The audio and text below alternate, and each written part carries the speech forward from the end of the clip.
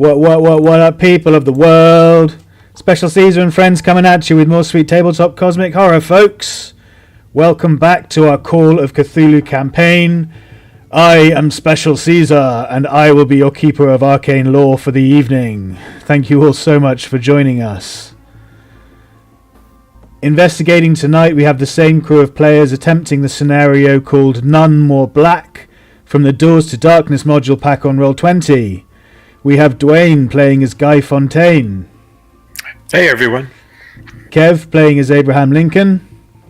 And it is only Abraham Lincoln now, apparently, instead of Agent Abraham Lincoln. Still feeling sore about that, evidently. Elena playing as Frances Walsted. Hello, everyone. And Martin playing as Sterling Lake. Hi everyone, Sterling is getting ready for Valentine's Day for next week's game, so hopefully I'll have lots of lovers by then. For announcements, nothing major, just can the players all make note of their indefinite insanity boundaries as usual. I also want to take the chance to remind you again of the existence of the reality check rule when you are insane. And that's basically it. So without further ado, I suggest that we all commence with the Call of Cthulhu. So, following the complete shit show that was last week's episode, you are all arrested. If not immediately, then at some point over the next few days. Fortunately, this does give you all time to collaborate and come up with a story. And since Abraham was the person who identified himself as leader of the group to Dr. Berger, you all agree to tell the police that you were following Abraham's lead, who had been given the directive of the Bureau of Investigation of extracting Harry Blackwood from the asylum, as his life was in fact at risk from paranormal entities. So essentially the truth, almost, is what you go with. And now that the Bureau has been destroyed and there's no way to verify this, the police, given your lofty credentials as heroes of Bennington, are reluctant to but give you the benefit of the doubt and let you off with a severe scolding, despite the fact that you'd put 2 patients in intensive care and blew up half a wing of the asylum. They also confiscate the last of the dynamite from all of you to make sure it doesn't happen again, and they start a file on Sterling Lake for being the primary arsonist responsible. Whoa, that was really loud. Sorry, I'll just turn this down a bit, the background music. That's better. Yeah, so they've taken the dynamite from you and they've started a file on you. Upon giving his testimonial, Harry Blackwood, who also confirmed your side of the story, is transferred to a different asylum for assessment, which he naturally passes, being of sound mind and thought. As such, Dr. Berger is also then placed under investigation by the authorities. Harry thanks you once again for his rescue and departs a free man. After all this fallout settles, and following the destruction of the Bureau of Investigation, Abraham Lincoln seems to have disappeared into himself, and none of you see hide nor hair of him for 2 whole weeks. Over the course of this period, Eleanor, you will of course have finished reading the Revelations of Glar Aki. So please can you roll a d3 for us to indicate how much sanity you lose from reading this.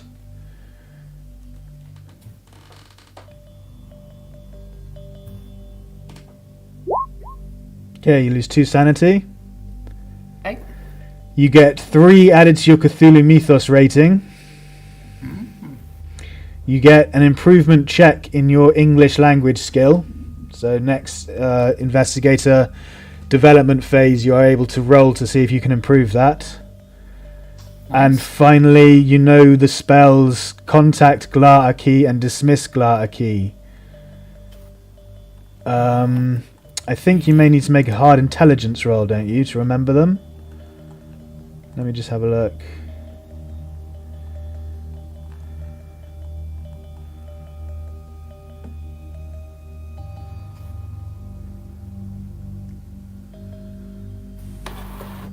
So you said that I get 2 extra points in Cthulhu Mythos. 3 extra points.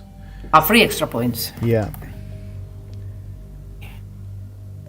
Okay, yes, you need to make a hard intelligence roll to see if you've learnt the spell. Oh. Only a regular, unfortunately. You only just made it, so the spell has not been learnt. You understand its components and how it works, but you haven't memorized it yet.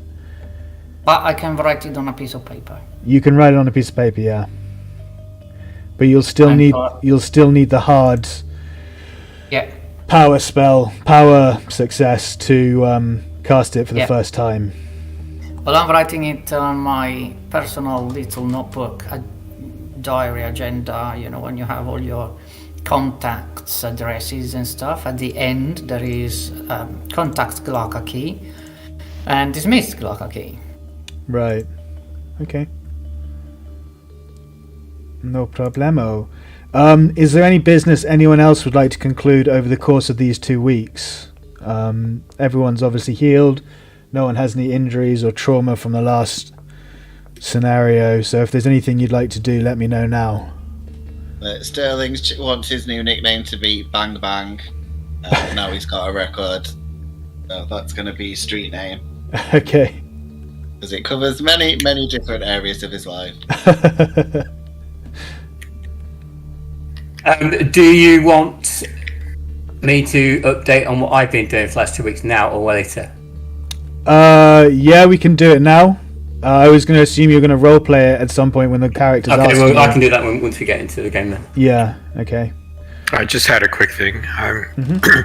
Guy will purchase a couple dozen boxes of donuts and bring them to the local police station and say, "Thank you guys for looking out for us.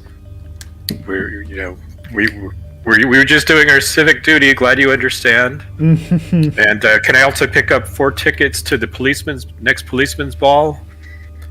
We'd love to support our local cops.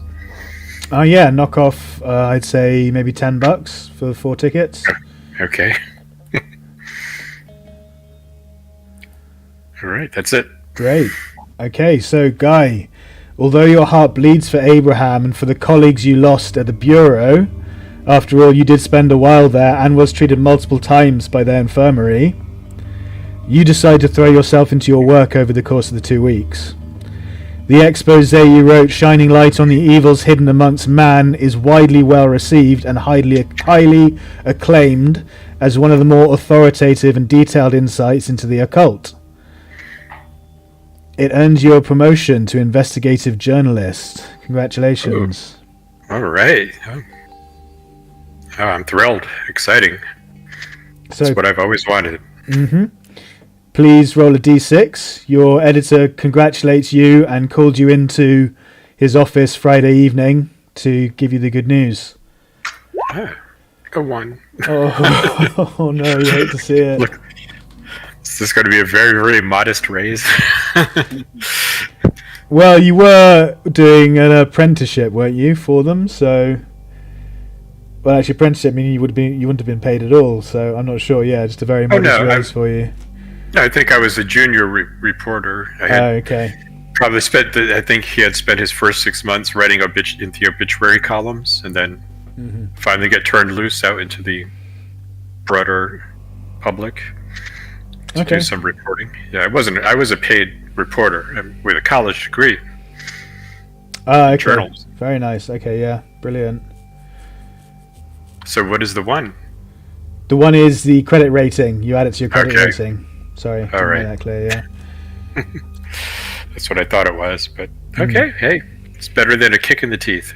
It is, yeah. He also gives you a new assignment for you to handle as soon as you're able to, preferably by the end of next week, so they can get to the bottom of it. Basically, a friend of his family's, Johnny Resnick, believes his son may have been murdered, so he wants you to get in touch and get to the bottom of it. Oh.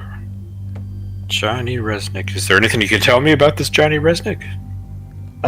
He is just a friend of your editor's, working class man. Nothing particularly special about him. He can give you his address. Okay. And of course, I can bring some of my associates in on this with me, right? Yes, he'd recommend or highly suggests you bring the usual team. that seems to be working quite well as a unit. You bet. We're top notch. Okay, got it, boss. We'll get right on it. Okay. And I will call up my 3 associates. Well, if I can find former Agent Lincoln. If I know of his whereabouts. Yeah, I believe he would have shared his address with you outside of the base. The digs he had outside of base. I'm sure he would have shared that with you at some point, wouldn't he, Kev? Yeah, well, I've driven them around enough, so they've come to my house, be picked up from the cars and stuff like that. Right. So yeah, you'd know where he lived, so you could drop in on him if you wanted to, no problem. So I will contact Francis, Abraham, and Sterling, and let them know, hey folks, we're back in business. We've been entrusted to solve a murder mystery, or at least the belief that apparently a young man or boy has been murdered. This is, in fact, there's a personal connection with my editor. It's a friend of my editor. We need to speak with him to solve a murder mystery. He suspects that his son has been murdered. What do you say, guys? Are you all in? Don't all jump at once. Sterling's worried now we don't have the agency's backup. Especially because the police have been talking to him a little bit about his issues with explosives. No, don't worry. But the police are on our side. Yeah, the police will be on. Yeah, sorry, carry on. No, just bought them a couple dozen donuts and purchased 4 tickets to the policeman's ball, so we're good.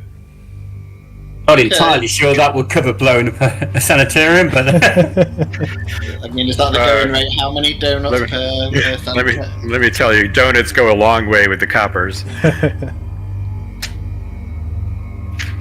I'm like, speaking of the agency, what's going on over there? Okay, so Agent Lincoln immediately looks quite grumpy about that. He says, well, I've spent a few weeks going over every bit of information I can find about the place, trying to secure files, but most of them are destroyed in fires from what I can tell. I've currently assembled some information which I've sent on to Washington, and hopefully they'll pick up on that. But essentially this is a attack on these United States unprovoked by an alien entity that's killed many government servants. So I see this as an act of war. I don't know if I'm going to retain my job, but I've put that forward that we should now be looking at rebuilding the agency, because that was our best line of defense against these kind of occultists. In the meantime, though, I don't think putting together an agency in the way that we did before would work. Being in a single large location made us an easy target for everybody, and I think lessons need to be learned from that. So what I'm suggesting is that we start recruiting from people that have had paranormal experiences, and me making a more device group and distributed over the entire United States. I've not had a response yet, so I don't know if that's going to happen. What a nice idea. Yeah, I think my original idea of just going and dropping depth charges into the bay until we killed everything that looks like a fish didn't go down too well. Oh, okay. Environmentalists wouldn't have been pleased. A little bit scary that our big backup is gone, so no more super guns or armor or backup, I guess. So it's just us to clear up and everything. Yeah, that's obviously got no access to legal support. I mean, currently I am still an agent, but of something that no longer exists. I'm gonna pat you on the head and be like, yeah, you're the boss now, basically. Yeah, I tried that one as well. That didn't work. I am the senior agent now within the entire bureau. Maybe this will be a chance for a rebranding. I always thought you could spice up the name instead of Bureau of Investigation. How does this sound? Federal Bureau of Investigation. Try it out. See if they name's like already been taken, unfortunately. No, I don't think so. Okay, right, so didn't that start in like 1921 or something? 1908, I think, wasn't it? That's the Bureau investigation, but the federal part didn't come until years later. Oh, really? Oh, that's an excellent idea, Guy.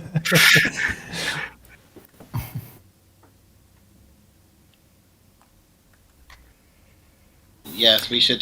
Guy, tell us more about our. I guess this is just. Are we getting paid for this? Because we need money again, don't we? So. Well, I'm sure that can be arranged with Mr. Resnick. We have to contact a Mr. Johnny Resnick. He's a good friend of my editor, and I'm sure he's not going to expect us to do this pro bono. That there'll be some kind of financial arrangement, but that's yet to be determined.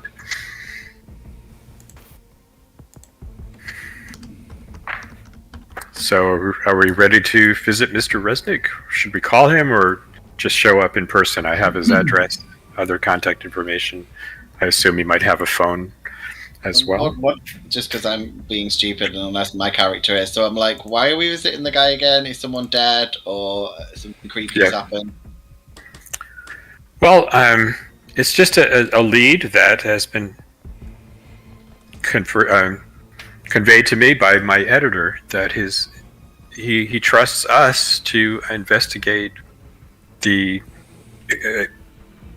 expected murder of a good friend's son. So we better move fast on this if we're going to solve a murder mystery. What has the police already said? The police, we don't know what kind of investigation the police have conducted. We're going to have to get on this fast to get we don't want to fall too far behind before they mess up the evidence. Guy, how many donuts would we need for that part of the mission? Just so I know how many to get. You can never buy them too many donuts. Well, I'm gonna get some maple donuts because I'm sure that'll cover all our bases before we travel. No, these are not Vermont police. These are Massachusetts police. They like their donuts regular, plain. Oh, okay. I'll just get some maple syrup. I don't know, can I get maple syrup here? I know it's not important, but for historical, preciseness. I would not know, but I'm sure you probably could. Okay. That's me. No dynamite this time. I've got maple syrup and donuts. So, where are we at the moment? Are we at Guy's place? Yes, I'm guessing you all rendezvoused at Guy's apartment. Yeah. Okay. So, Guy, what's this son's name again? son of Johnny Resnick. I've really told you everything I know. It's an interesting name. Yeah. Okay. Okay. So your friend Johnny Resnick contacted you. My editor's friend. Yes. Sorry, your editor's friend. Yeah, contacted you that his best friend's son has been murdered.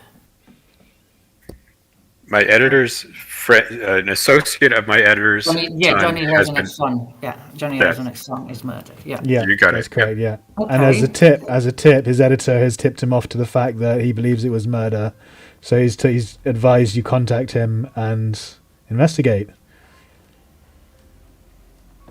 So, should we? What's your editor's name? Why don't we just all show up at Mr. Resnick's home?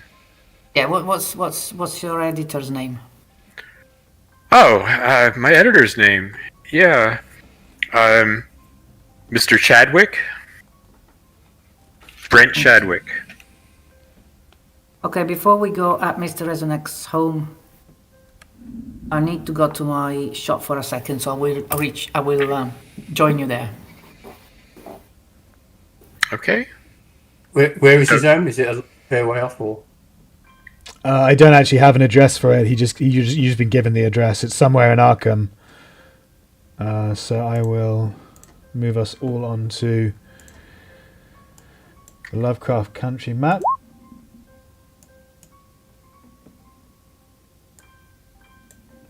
And yeah, it all takes place in Arkham. In fact, I think I can move you to this map instead. New map. Yeah, just to give you an idea of how Arkham stands, its kind of outlay. It's got the Miskatonic River going through the middle. Yeah.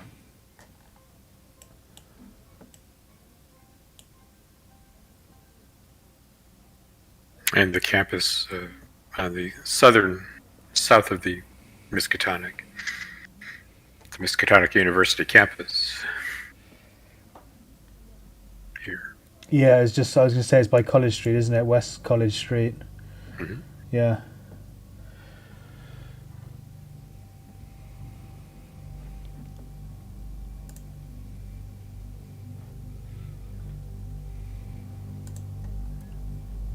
Yeah, I'm fine to go. I probably just asked Frances how her reading of the book went.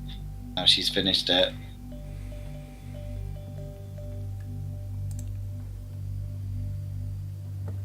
Elena? We seem to have Sorry, I lost- was muted and I did. Okay. Sorry, Martin, say it again. I was just going to say, because I know you finished the Cthulhu book, and Yeah. we were going to give it to the agency, but they don't exist, so I was going to ask you Excellent. what you thought of the I mean, yeah. Excellent. I mean, fast, yeah. It was all Elena all the time. Okay, so I'll say you spend... this was Friday night that you all got together. You spend the evening doing whatever you decide to do and decide to rendezvous as Gertie's... Frances is heading home. Then you agree to meet outside Johnny Resnick's house in the morning, Saturday morning. All right.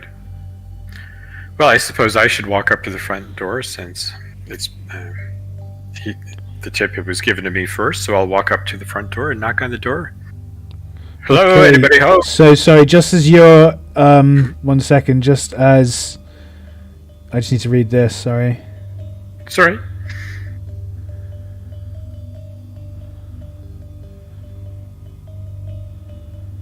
Hey, Guy, you've doomed us all now. Whatever you did. Okay, so as you get to Johnny's house, the postman arrives and hands you a parcel. Oh, this is for Mr. Resnick. We'll make sure it gets to him. It says Mr. Guy Fontaine on the parcel. What? That doesn't seem possible, but okay. Sterling asked you if it's ticking because he's stepping back after all the stuff that's gone on. I'll open it slowly and carefully.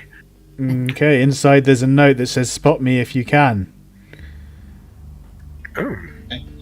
Okay, well, we all attempt to... I'll show it to Sterling and to Abraham, if they're here with me, right? But Frances is not, is that correct? Francis is not yet, no, and the postman's disappeared as well. Let's all make spot hidden attempts. It might Okay. take a microphone. I'm getting very suspicious now.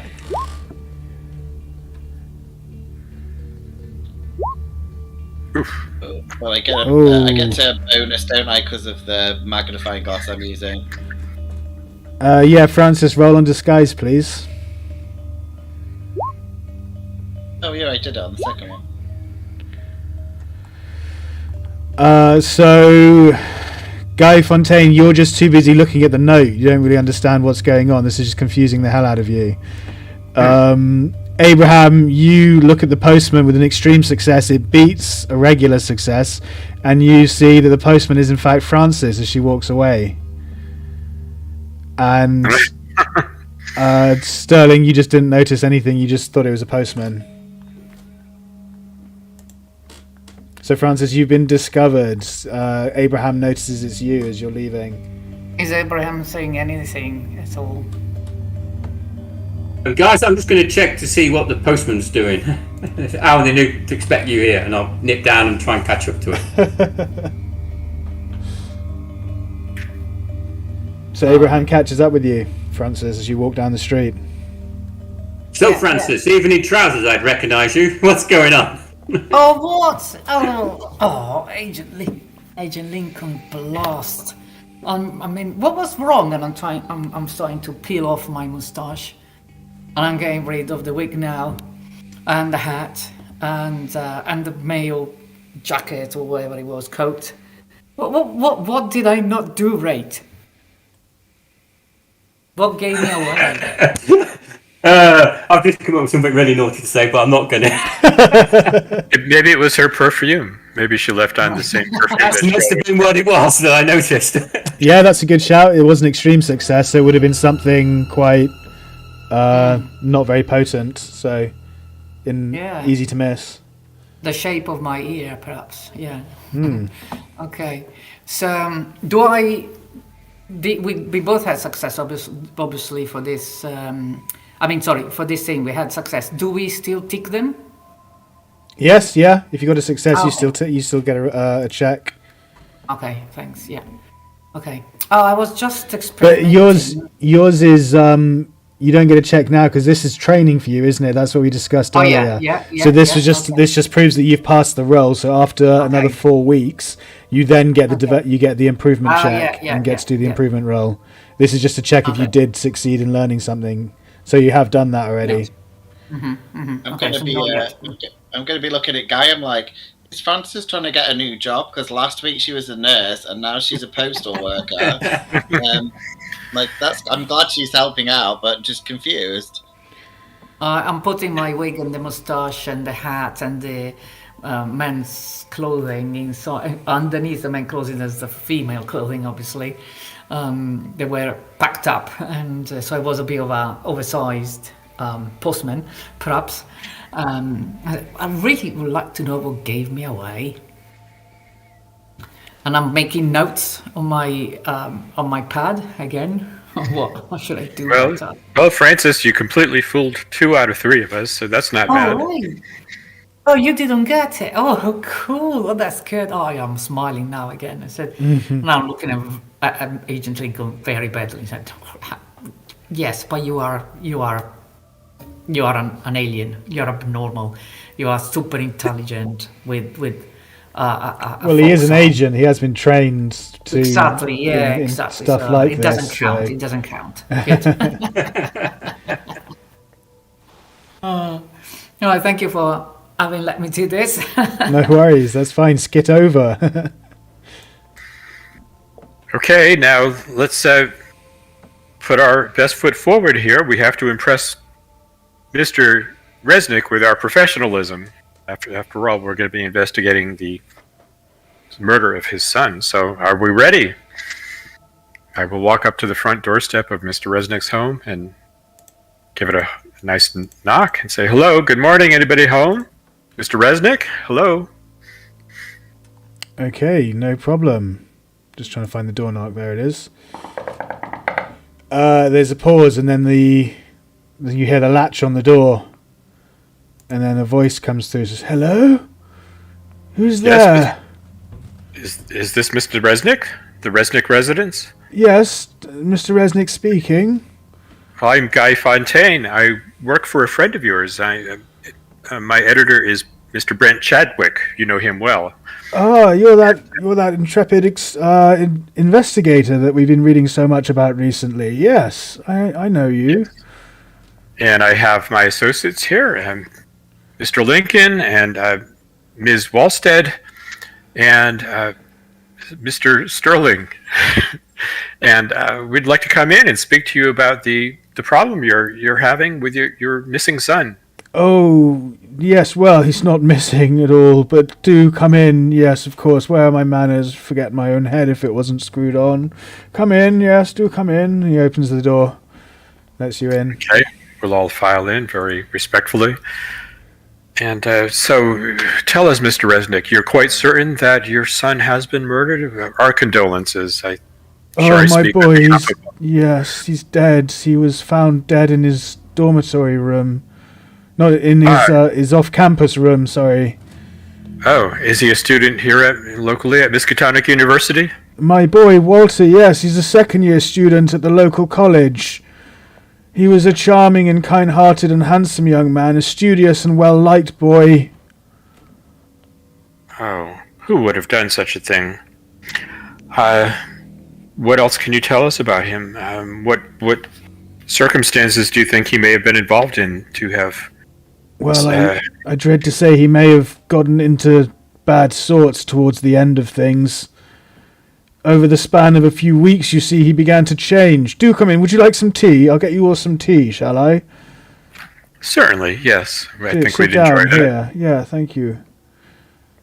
And he begins bustling through to the kitchen and talking through to you. And at first he seemed excessively giddy, almost manic even, but then he started to grow irritable and dismissive of his friends and family. He soon became dishevelled and gaunt, and it looked like he may have stopped eating because the weight was just dropping off him. You should have seen it. Sugar? 1 lump, please. The others can speak for themselves. So, Mr. Resnick, was he in good health prior to this? Until he started not taking care of himself. Yes, he was perfectly healthy. How long ago did that happen? What was the time frame from him being healthy to... He comes in and sits from a down in front deceased? of you and puts the tea on the table for you all. Now you can see him, he looks like he hasn't been sleeping. He's really himself looks like he may have been lost a bit of weight, and he's clearly very upset. This happened, it started a few weeks ago, maybe a month or so. He'd even stopped going to classes. I received numerous calls from his tutors informing me that he had not been attending his classes. And then he just disappeared altogether a few days ago. No contact from him for 4 whole days. Eventually we called the police, who stopped in at the off-campus room he rents at the local boarding house, and his voice trembles and fails, but then he sets his jaw and he eventually says rather fiercely, "My boy was found dead in his chair with a blackened tongue. My boy, my poor boy," and he begins weeping and just holding his head. Oh, there now, Mr. Resnick. This must be very difficult for you, but we want to make sure that we find whoever did this to your son and make sure that they are brought to justice. Oh, please, thank you. I knew I could trust you ever since I read that article of yours. You see the article's actually on the table, the one you wrote. So, Mr. Reddit, what makes you think this is supernatural as opposed to a normal person committing an heinous crime? Supernatural? I don't think anything is. I'm not sure. I just heard you were good investigators, and the police aren't treating it as a crime. The coroner has labelled it, listed the cause of death to be natural, but I know it not to be true. There's something amiss at the campus, I can tell you. He starts getting Do you have a copy of the coroner's report? I don't on me, no. I just know the police informed me of it. Sorry, Mr. Rezanek, did you say that he was found in his chair with a blackened tongue? Yes. Well, I'm sorry if these memories are painful, I do understand, but it would help us a lot if you could tell us a bit more about this. And I'm thinking of an occult ritual here. What occult ritual are you thinking of? Kind of a curse that has, or a possession, or somehow, or even a voodoo, perhaps. So I'm thinking that perhaps somebody has done something either in presence or remotely. Right. The black tongue. Me personally, Elena, I don't know enough to say what kind of ritual it was. Okay. Well, he says, I don't know any of the details, but people gossip, you know. Over the last 2 weeks, there have been 2 other bodies found as well, and they too had those blackened tongues, so it's not just my boy who suffered in that manner. Can I try an occult roll to see if I have any idea what kind of, if there is anything that would ring a bell? Yeah, but it'll have to be an extreme success, because... Okay. And even then, yeah, extreme success. I'm whispering to Sterling, it smells occult ritual here. As I'm saying that, maybe you can do that as well. Yeah, I mean, yeah. Can I assist her to like rack my memories of anything that I might know? Take a bonus die. Bonus dice. No. So 57 now. 47 in total. And since Guy used to be an obituary writer, could I rack my brains for maybe with a no roll to see if I remember anything about blackened tongues in the obituaries I wrote up? Yeah, make a no roll. An education roll. Ooh. Oh, no, it's not. I'm thinking, when you're probably whispering or saying this, if you are a guy, I'm thinking poison can do that, perhaps. Yeah, can I make a medicine roll to see if I know of any sort of what might cause your tongue to go black on death? Like, being hung or a poison or anything like that. Yeah, make a medicine roll.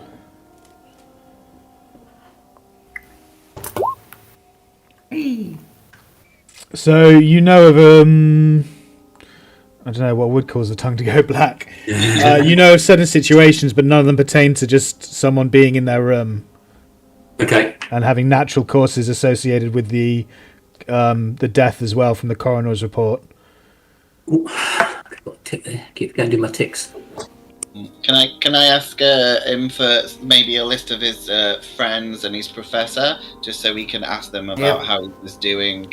In particular, this group that you think he fell in with that were leading him astray? Yes, give me 1 second. I just need to find some more information. Yeah, friends is professor, and if he had a partner, yeah. Okay, so he can't tell you anything more about the bad element. He doesn't know if it was true or not. His son just started misbehaving towards the end of his life, basically. And he can give you a list of his classmates and tutor. That's fine. Okay. Yeah, so he does that. Okay. Mr. Rezanek, you said that your son was a model student before. Yes, he was very studious. So, and he has never mentioned if he has found something that could start worrying him, or perhaps. Now, sometimes you may discover things about your professor and it's disappointing, or a girl. Perhaps there was a girl involved. Well, if that's the case, he never spoke to me about anything, and we were fairly close. He trusted me with plenty of things. If something changed him, you see, it definitely. He was different towards the end. What was he majoring in at the university? Mathematics. Oh.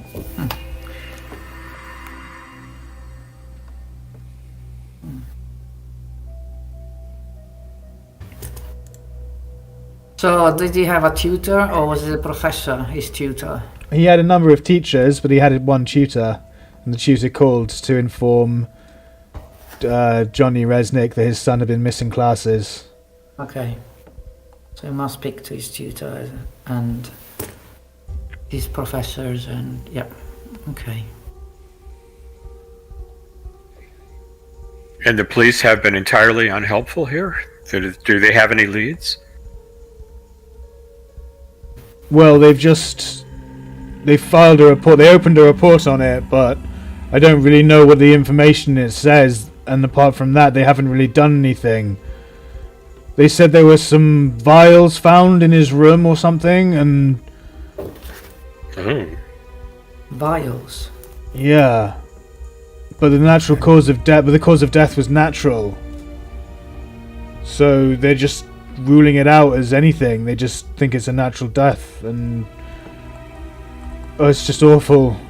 He starts crying again. Of course, I'm going to, just try to be consoling him with back on the shoulder and holding the hand. We understand it is really a tragedy. I could never even imagine what you're going through. Yes, I know, it's terrible. But to make you feel slightly better, I can promise you we will do everything we possibly can to find the culprits. Thank you, that does make me feel better. Knowing that they're out there and just possibly doing it to other people as well, I couldn't live with myself if they got away with it and carried on hurting others. Yeah, it sounds like it possible. As being your son was the third victim. Yes. Victim is the right word, I think. Mr. Resnick, here's our cards, our contact information. Should any new information come your way, please convey it to us. Of and course, we'll keep you updated. Now, there are certain expenses that we do incur during the course of these investigations, and I'm sure you understand this, that some form of compensation would help us conduct a more thorough investigation. Of course, yes, I know how it works. I have little to pay you with beyond $1,000, but I like to hope that being an executor of justice and doing the right thing would be enough to sway you for that amount. You could have stopped at $1,000. You had us there. But of course, Mr. Resnick, of course, and I'm still holding his hand. And please do call us, even if you just want to talk to somebody. Of course, thank you. I deeply appreciate it.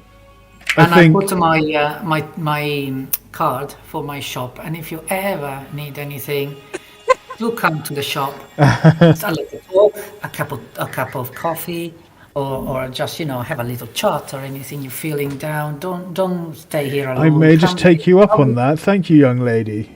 Fantastic. There's a lovely assistant of mine. He's a young lad, but he's very nice, and he can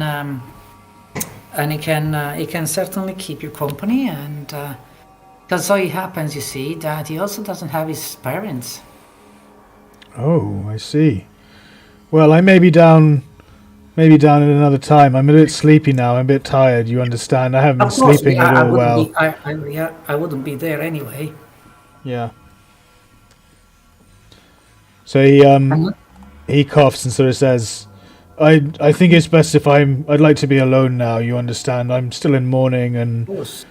And may I ask, if I'm not too forward here, how is Mrs. Resnick taking this? She is... Well, I don't wish to discuss that, to be honest with you.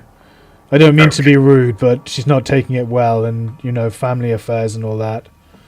Mm-hmm. Understandable, of course. Thank you. Your discretion is much appreciated. Oh, by all means. We are nothing if not discreet. Well then, good day to you, sir. We will be in touch. He nods and sees you out. Okay, when we're outside, or in the car or whatever, Guy, do you know about Mrs. Resnick? Do you know if they are still together or if they are separated? I'm going to have to inquire with my editor, Mr. Chadwick. I think it would be a good idea, because I'm thinking, he seemed a little... What if the wife knows more? If the mother knows more than he does? He did seem a little touchy on that subject. Yeah, exactly. His son did just die, so he's probably going to not be in the best of moods. Unless she was the one that killed him. Yeah, I'm just saying, he might not be in the best moods when part of his family's died. We also perhaps need to see the coroner's report and the police report, maybe. Should we split up? Because I've got the list of friends, and then the coroner's report. I would very much like to go and speak to the tutor. I'll do the coroner's report since I'm a former obituary writer. I'm sure I've done this before. And I'll try to see if I can schmooze with the police and get an update on the other murders that have been done, or the other natural cause deaths, as they're calling them. Agent Lincoln, can you... This is just a thought that came... can you just look with the police report if they have the report of the other two victims as well? Excuse me. And if they have died in a certain particular circumstance, like, I don't know, full moon, or the cycle of the 3 days around the full moon, or I don't know, Jupiter in line with Saturn. I have no idea. Something. I somehow doubt the police would have recorded that. But You know what I mean. Yeah, you know what I mean. It's just, if there is anything that could trigger an idea of an outside connection. Of course. Not only the college, the school. Okay, so everyone's got their destinations. I'll go with Abraham's first. How are you going about doing this? I will approach the police. Yeah. I'll show my credentials, which I've still got. Yeah.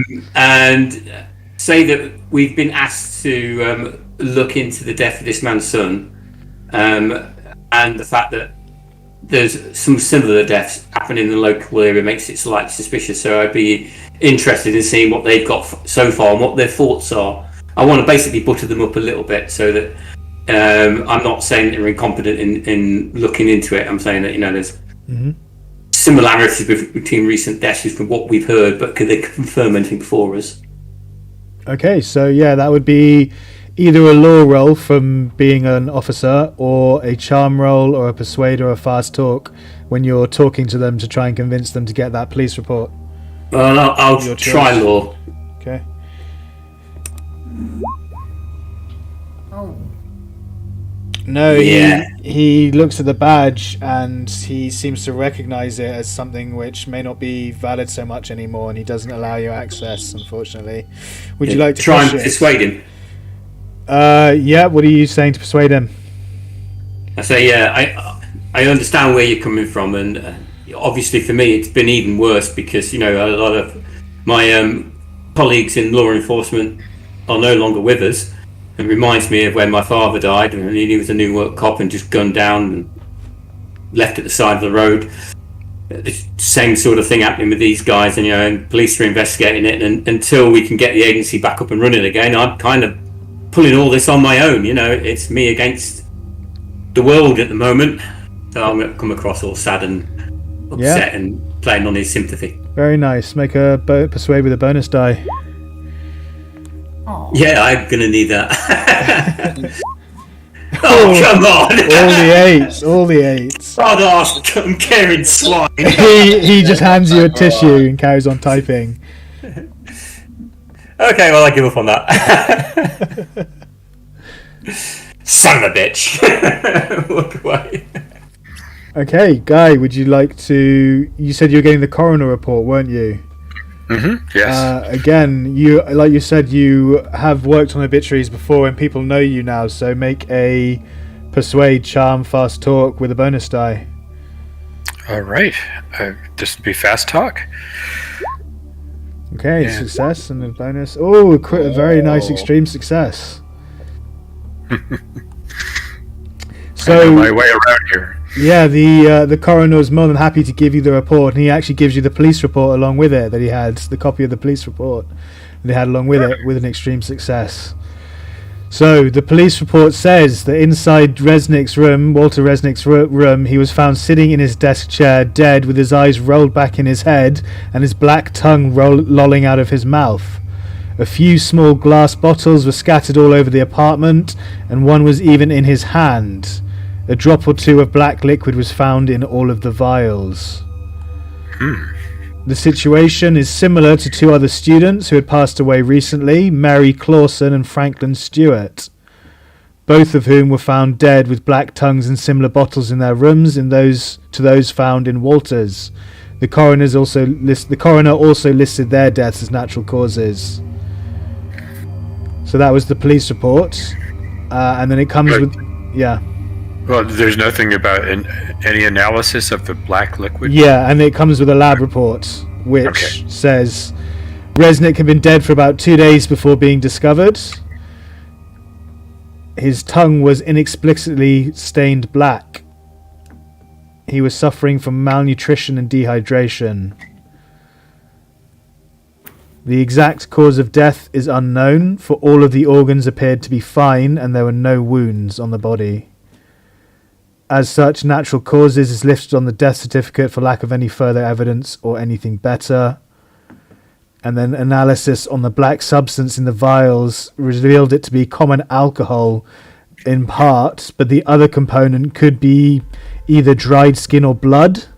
They're not too certain. It's unlike any biological matter ever seen before, but it definitely has dead cells of some sort in it. They're still working on the rest of the analysis. Wow. Okay, well, this is the thing we're going to be focusing on. The unknown matter, dried skin or blood, something organic, but unfamiliar. Mm-hmm. Okay. I will convey this to the others once we meet up. Okay, Elena, you wanted to... Frances, you wanted to do what? Sorry, speak to the tutor? Yep. Okay. Tutor and the professor, unless they are the same person. You know, if you're taking mathematics, there will be like head of maths. Yes, he had multiple teachers. So it was just one tutor that's assigned to each. So if you're speaking to the tutor, you're still going to need a charm, fast talk, persuade, to convince him to open up to you. Okay, so you charm him. Very nice. I am going in dressed as Rita Seekers, the journalist from Harry Potter. Okay. Rita Skeeter, I remember her, Skeeter, story Skeeter, yeah. Cool. That's right, yeah.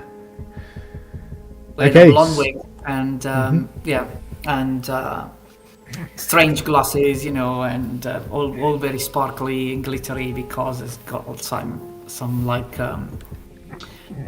false diamonds, what they call them, glass stones. And very colorful clothing and a pad with a very long feathery pen. Okay. And what would you like to know? How can I help you? Well, hello. It would be very helpful. I know you're super busy, but I know how much you care about your students. It would be very helpful if you could tell us a bit more about what happened to your student who's called Mr. Resenek. He looks like he's already checked out at this point, but yeah. Mr. Resenek. Oh, you mean Walter? Yes, indeed. And I'm writing down his name now. What's to say? He stopped showing up to his lessons. Started getting really bad attitude about stuff. His grades went downhill over the last few weeks, and then just found dead. Is he not? As I understand things. Yeah. It's all terrible, but I don't see what I have to do with it. Oh no! Well, no, of course no. I'm just asking you because you clearly of the adults, you were the closest to him, probably knowing him better. Well, and I am, the head on the side, the fluffy eyes and stuff like that. Mm-hmm. And but has he ever, I don't know, say things like he had a circle of friends perhaps before, maybe had a new circle of friends afterwards? It's possible. Maybe you should speak to his friends. We don't really keep track of stuff like that. Yeah, you've not noticed anything? Not really. His personal life and home life, I didn't really pay attention to. I saw him for maybe 2 sessions a week to help him with his assignments and his different appointments and anything he needed, adult guidance with. But apart from that, you should probably try his landlord or his neighbours or his friends. They'd know more. Oh, I see. Of course. Well, thank you very much for your time. No worries. I leave the room and on my pad note, tutor, suspect. That was underneath wife or mother suspect. Okay. So far your 2 chief suspects are the mother and the tutor. Is that what you're saying? Okay. And I will go to his to the math department and speak to the professors, but maybe in the meantime Sterling has reached me. Okay, well the professors give you the same kind of answers as the tutor. Yep. Okay. Okay. Has he ever in his papers, perhaps, when he was doing his assignments or the tests, like mocks and stuff, has he ever written anything down on the side, perhaps, that didn't belong to the math paper or any other papers?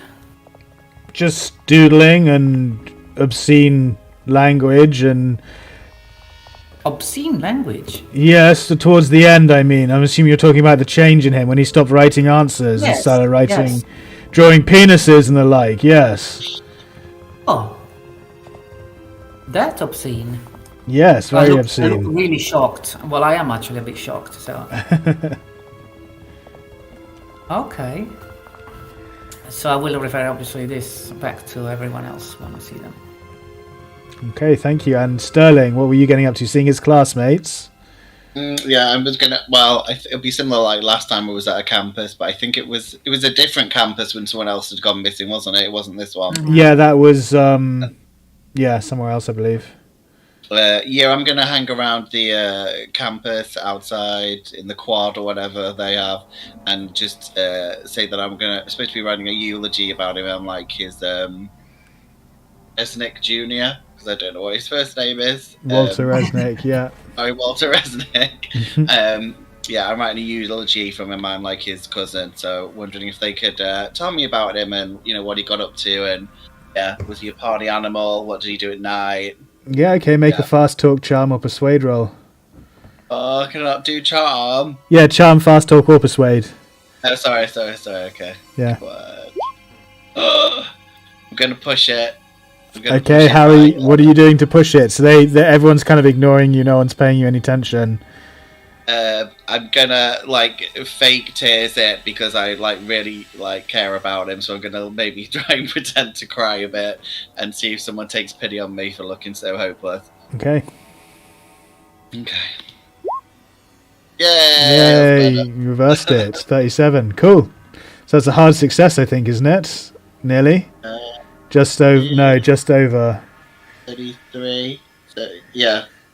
Is it a hard success if it's 33? Is it 33? It's 37, yeah, so it's just 37, over. so so it's just regular. Hard is 36, sorry, it says that below, yeah, so my bad. Is it worth me pushing it with one luck point, or I can't do that because I've pushed it, right? You've pushed it, yeah, you can't spend one luck on... You can't spend luck after you push, so... Yeah, no worries. But you did push it, so that is a success, so don't forget to mark charm off as a success for your improvement checks later. Mm-hmm. Yep. Yeah, so a girl comes over and gives you a handkerchief, and she takes pity on you and says, "Oh, I can help you. What do you need to know? I was his friend. It's so sad what happened to him, isn't it? He was such a nice boy." I'm just gonna... Sterling instantly recovers because he's that good of an actor. But don't make me roll for it. Yeah, but, okay. Yeah, he's just gonna be asking about, how he was at the end, who did he hang out with? What did he do at night?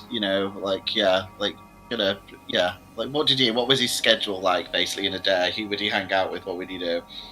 Well, he used to have a really full schedule, He was busy from morning till night, going to classes, doing extracurricular activities, but then it just dropped off with him, The last few weeks, he just was a ghost. We barely saw him.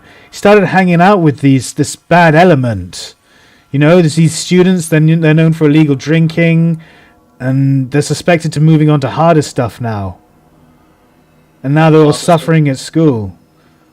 Harder stuff like what? Like I don't know, there's just some kind of new drug that's hit the streets.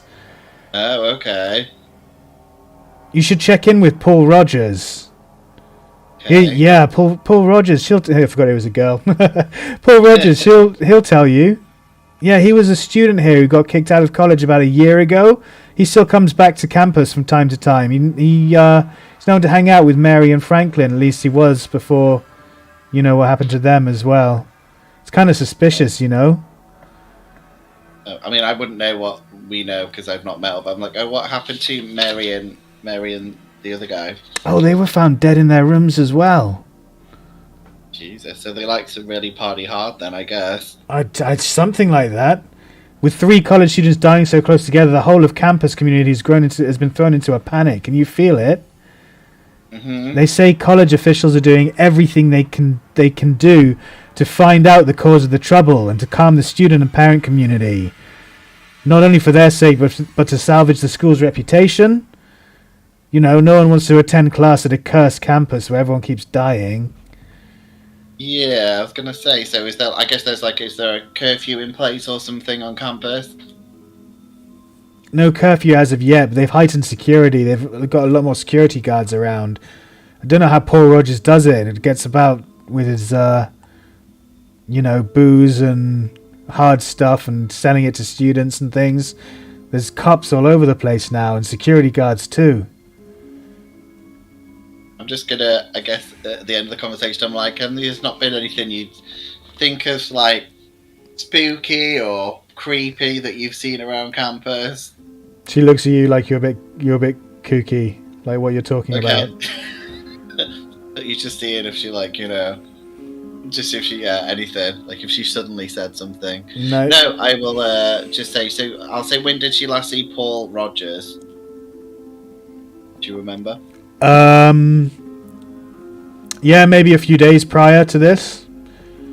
And can I ask? Can I try and do a quick? Can I ask her what he looks like, and I'll try and do a quick sketch of him? Yeah. Make an art check.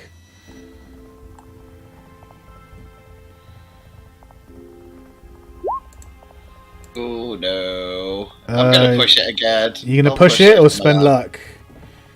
No, it's not that important. It's just more to help everyone. But I'll try and push it with I guess I'll get some. I'll say I was doing it with a pencil, and now I'm getting some charcoal out to really shade it, so it could go tragically wrong. Okay. Make a roll. I get to roll again. Yeah. Yeah. That's better. Okay, so don't forget to check it off. That is a success because you pushed it. Very good. Okay. So she describes him to you, and you just intensely draw it on charcoal. I think I've got a description of him somewhere. Oh, cool.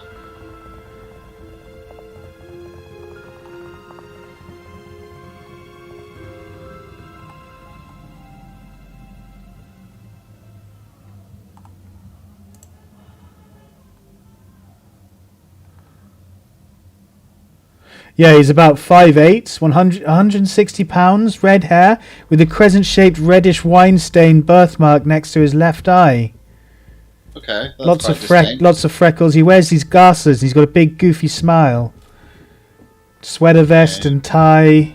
Checkered shirt maybe sometimes. Okay. Yeah. Okay. Someone's gonna thank him. Like, oh, you've been really helpful. Yeah. Yeah. Oh, no worries. I'm just glad I can help. Such a shame what happened to him. Well, toodles. And she runs off to class or somewhere. Okay. Can I go back to the tutor deliberately to see what his reaction is in seeing me again with my pad out? a long feathered pen. Hello. Excuse me one more. Oh, good. The circus is back. I sense a little bit of hostility from your side. I'm just very busy. What can I help you with? I don't understand why you're here. So am I. You see, well, this is... Well, because you're wasting your time with pointless directions like this. Sure, of course. Yes, you're. You may be right, but we have to cover everything for the story that is going to be in the whatever papers are at the time, Daily Mirror, whatever. I'm just going to name a very famous paper. Well, there'll be the one that Guy, the Arkham Gazette, that Guy writes for. Arkham Gazette. So I'm going to mention that, and surely your name will be mentioned as one of the most helpful contacts I had, and I really do that with a bit of sarcasm in it. But mainly, I'd like to hope so. After all this interruption, yes. What else? Yes. Yeah. I am. You see, I'm very confused. I thought that you did care about your students. Of course, I care about my students. I care about their education and serving them, and how I can serve them as. Yeah. You see, if I understand correctly, there has been other 2 cases like young Walter. So surely, as you care about your students, surely you don't want anything to happen to anyone else, right? I'm not permitted to gossip and talk about things like that campus with outside reporters. I don't think it would be a good idea for me. We're just dealing with it internally, okay? We understand.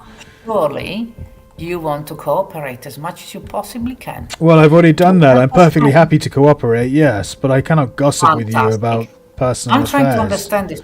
Sorry. About business and internal affairs. Yes, of course. I'm half not listening to what he's muttering about. Okay. I want to really understand this person. I'm really close. I'm really close on the other side of the desk. I'm really close, and I'm really staring in his eyes. Okay. I want to understand if this person is annoyed because genuinely annoyed, or if he's annoyed because, as I wrote here, he's a suspect and he's hiding something. Okay, we'll make a psychology roll. Oh, yeah. Whoa! Ooh. He's an open book. A critical success. He puts his pencil down and straightens up, and he looks at you sternly over the top of his glasses, straight into your gaze. It's the first time he's ever been fully present since you were talking to him. He said, "Look, I appreciate your candor, I really do. And if there was anything I could do to assist you with, I'd be happy to do so, but I've told you everything I know already, and it was already way too much. Now, I'd appreciate it if you left me alone so I could get on with marking these papers." Of course. So, were the other two students that have died also your tutees? They weren't, no, they were other people's tutees. I can't say what happened. I don't know. The other tutors? Yes. I'm not going to give you that information. I don't think it's pertinent to your case at all. I don't see why you'd need to speak to them either. So reluctant resistance obstructing investigations. I see. And, right, okay. Have I got the perception that this guy is genuinely annoyed because he cannot carry on with his work, or is it because he's annoyed? Oh yeah, you can. He's being 100% earnest with you and honest with you, and you can tell that he's just getting wound up because you're just disrupting his work, and he needs to get on with marking. All right. Okay. So I leave with us.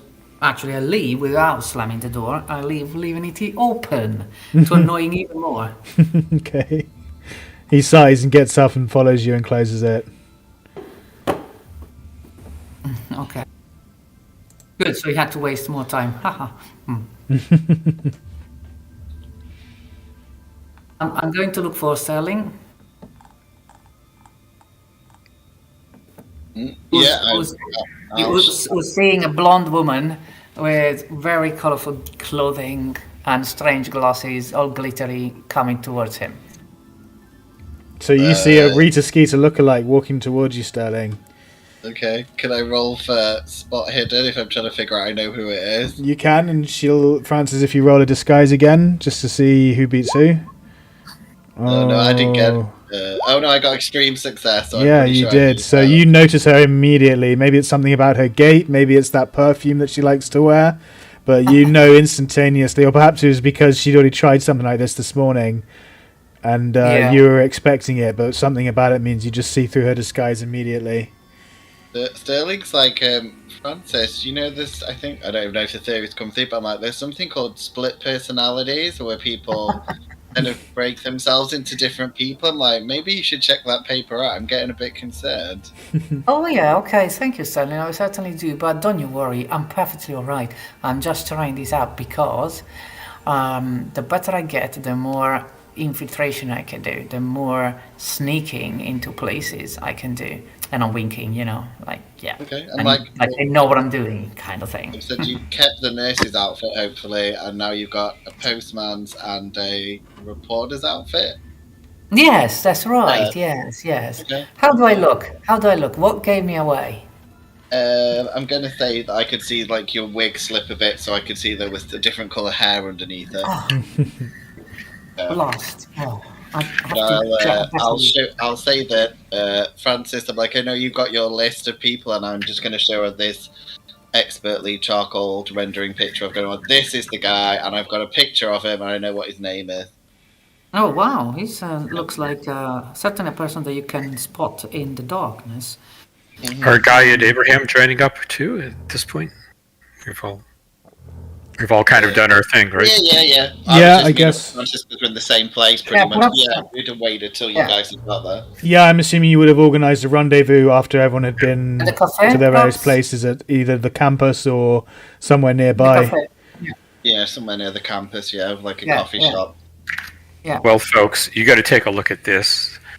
The chemical analysis came back from this black substance that they've been finding in the vials of the dead students, or at least in the case of Walter.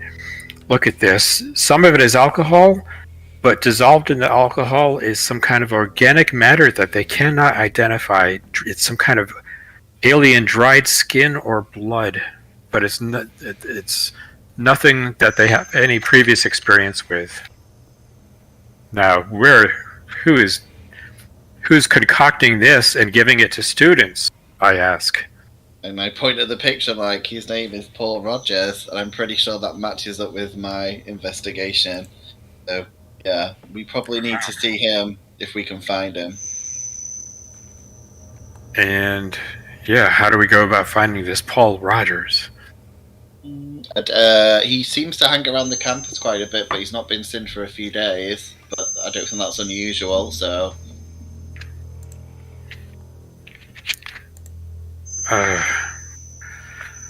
Well, I only graduated about a year ago. Could I make some inquiries to students who I may know who are still enrolled to see if they know this Paul Rogers, where he might be encountered? Are you asking me? Are you asking Yeah. the group? I'm asking you as to whether. The keeper. Yeah, just before that though, can you all make spot hiddens while you're in the cafe? Frances again, is she a waitress? Oh, You missed a trick, Frances, if you weren't a waitress. I think. missed it. I didn't have that idea. Okay, so while you all, Waitress, I think, yeah, could be in your arsenal, really. while you're all talking, Abraham and Sterling, you notice that you're being watched by someone near the door. Does he look like my picture? He doesn't know. Give me 1 second. Can anybody else hear it like a high pitched squeaky noise? I think it's the music. Oh right, okay. It's supposed to be bells. That thing, that noise, that tinkling. Yeah. Yeah, it's meant to be like ominous and cryptic and eerie. It's supposed to be scaring you, Kev.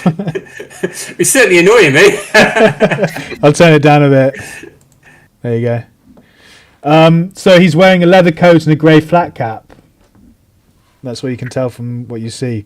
As he notices you noticing him, spotting him, he moves and starts and walks towards the door. I'll see if I can intercept him. As soon as you move, he starts to run. And he runs out the door. I'll follow Abraham as well and tell everyone else. I shall shout, "Stop, police!" Okay. So it looks like we have a chase on our hands. Yeah.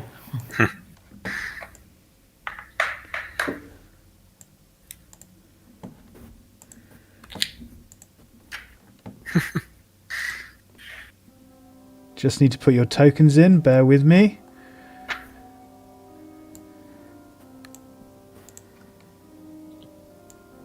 That's a dodgy looking guy, definitely.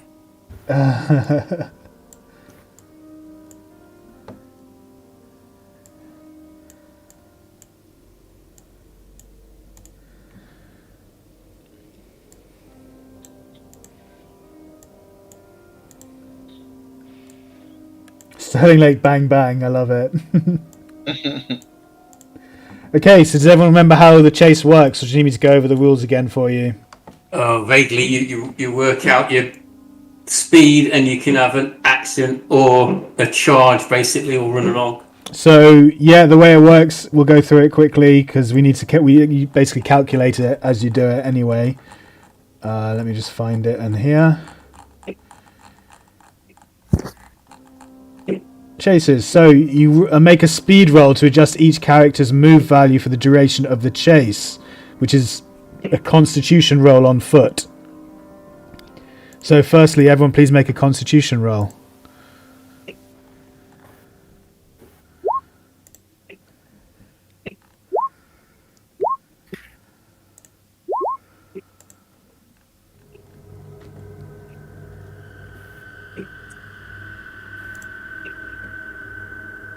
So did anyone get an extreme success?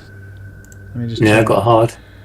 Hard and regular success means there's no change. Fail means you lose 1 MOV, and extreme means you gain 1 MOV.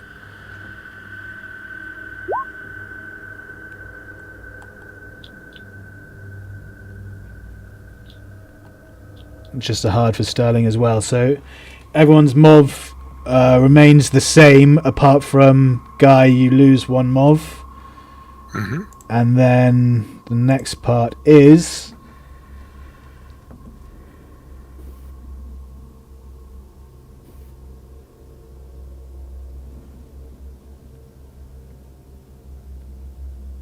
we need to go into initiative order.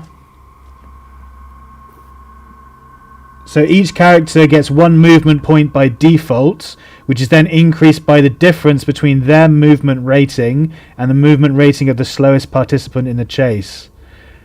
So who only gets 1 movement point. So Guy, I'm assuming you have the lowest MOV at the moment with -1. What does that take you to? That would drop it to 6. Okay, so you get 1 movement point. Mm-hmm. But the difference between their MOV rating and whatever your difference between 6 and your movement rating is, indicates how many extra movement points you get. Does that make sense? So I'm on a 7, so I get 1 extra movement point. That's correct, yeah. Same for Shima, so he gets 1. So you have 2, Abraham, movement points. Seamus O'Shea has 2 movement points. I think everyone else is the same, aren't they? Have 2 movement points? Yeah, I think we all got hard success, yeah. Can everyone put their dexterity to the turn tracker as well, please? Oops, I forgot to click on that. There we go. Dr. James Berger can go away.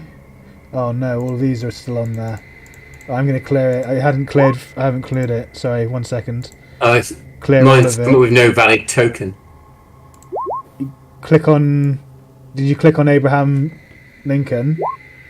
I Did you might not done actually. Click on the token. I might have missed him. I've got him there. Yeah, cool. Better. Okay, so Abraham Lincoln, you get to go first. You have 2 movement points.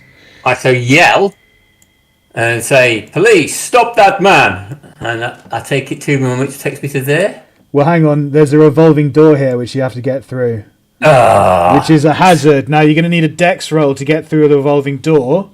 You can either charge through it or you can handle it carefully. If you handle it carefully, you have the choice of converting 1 movement point into 1 bonus die. And you can do 2 movement points or 3 movement. You've only got 2 movement points, so if you want, you need to I'm spend. just going to charge through to try to catch him. Okay, so you're handling it recklessly. Absolutely. I think you might have to make a dex roll with a penalty die. Oops. Oh, if I do that, that's going to different. What's a normal go through? Come on. How did he get that far in front anyway? As soon as he started to move, I was chasing him. He starts 2 ahead. That's how it works in chases. He got through the revolving door quickly. What can I say?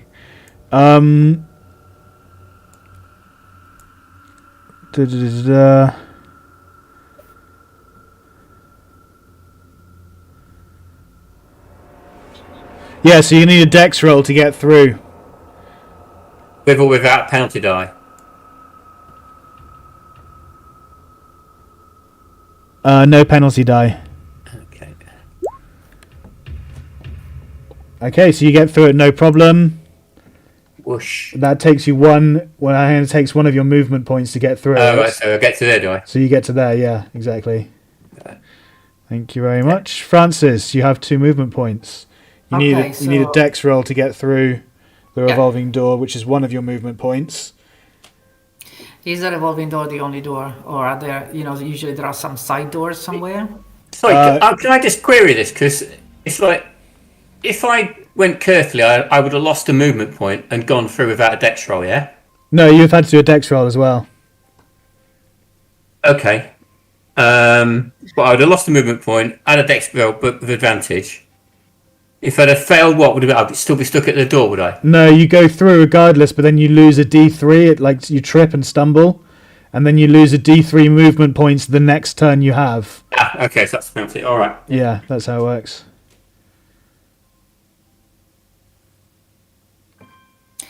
Right. So There there are a- probably other doors, but they're going to take you longer to get to than just going through the Okay. revolving door. because sometimes these days you have a normal door next to the, so like say around here, for example, or Yeah. or around here. Yeah. No, that's the only door there, unfortunately. Okay. So Dex roll, yeah. Yeah.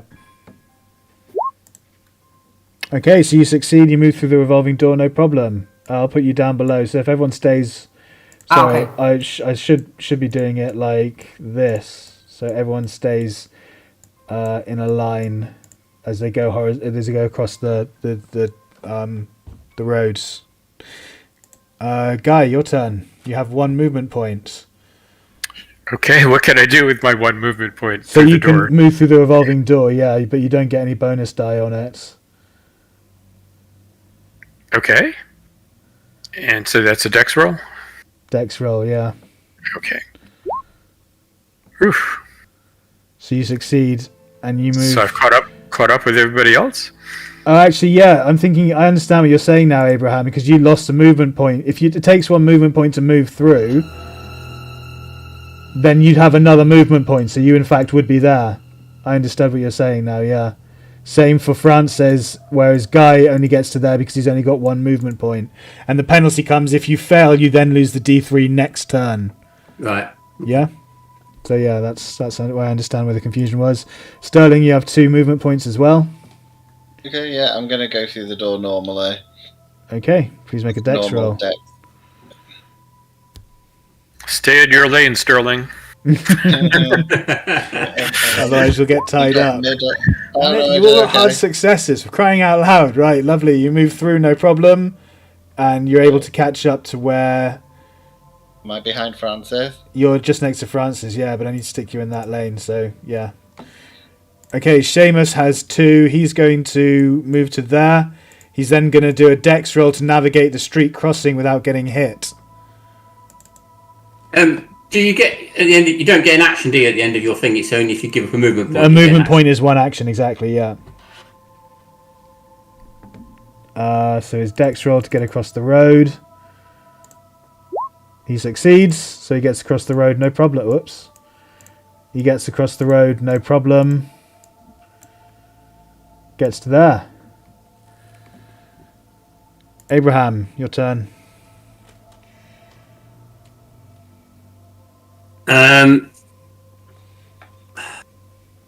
Essentially, the only way we can catch him is if I keep going, isn't it? So Yeah, well, it's a chase. He's trying to get away. The only way you catch him is if he somehow stumbles up because he's got he's got a head start on you guys. yeah. So you basically have to chase him until he either trips up or he gets away. Extreme success on the dexterity, so that gets you through no problem. So you get to, yeah, again, where he is. I'm on top of him, man. Come on, I'm tripping him up with extreme success. You need to move on to him and then do an action to like tackle him or trip him or something, yeah. Well, that's what I want to do. I've got my walking stick. I'm going to trip him with that. Okay, Francis, your turn. Oh, no. I thought I already selected it. Ah, no, it's initiative. No, I don't want initiative. I want this one. Sorry. Yep. Okay, you manage to dart across the road just as the car's coming, but it does swerve and avoid you, although it's evidently displeased. Watch out! Where's this the speed to go? Probably at 20 miles per hour. Yeah. Guy, you have 1 movement point, so you can move forward 1 dot. Well, I must have aged about 90 years here because I'm moving like a 102-year-old man. Okay. Sterling, you've got 2. You need a dexterity roll to get you across the road if you want to cross the road. Otherwise, you'll stay on this side. I mean, can I use my whip to try and grab his foot? I think my whip's like 10 feet, so it might just get across the road to do that. Yeah, you can move to here, I suppose, if it's a reach weapon. If it's a reach, if it's got 10 foot of reach. Move there, make a use your other movement point to make a whip attack against him. He's going to try and dodge. So is that that'll be a normal attack? Just a normal attack, yeah. Attack, just see, it's a contested roll to see who gets better. He's going to dodge. It's either going to look cool or it's going to look really tragic, depending. Okay. Well, okay. Oh, just. So depending what he rolls, but it did work. It did work, so don't forget to check it off. He needs to roll a success or higher in order to dodge you. He failed. Yay! So you managed to wrap it around his foot and you trip him. So he loses a D3 of what's it called? Movement points. Well done, Sterling. Bang bang. Okay. So I'm in the middle of a road now. So Yeah, I'll let you do it. Actually, you roll a D. You're standing in the middle of the road. Yeah, you roll a D3 and see how many movement points he's lost. He's only got 2. So okay. For D3, is that R/D3? R/R space D3.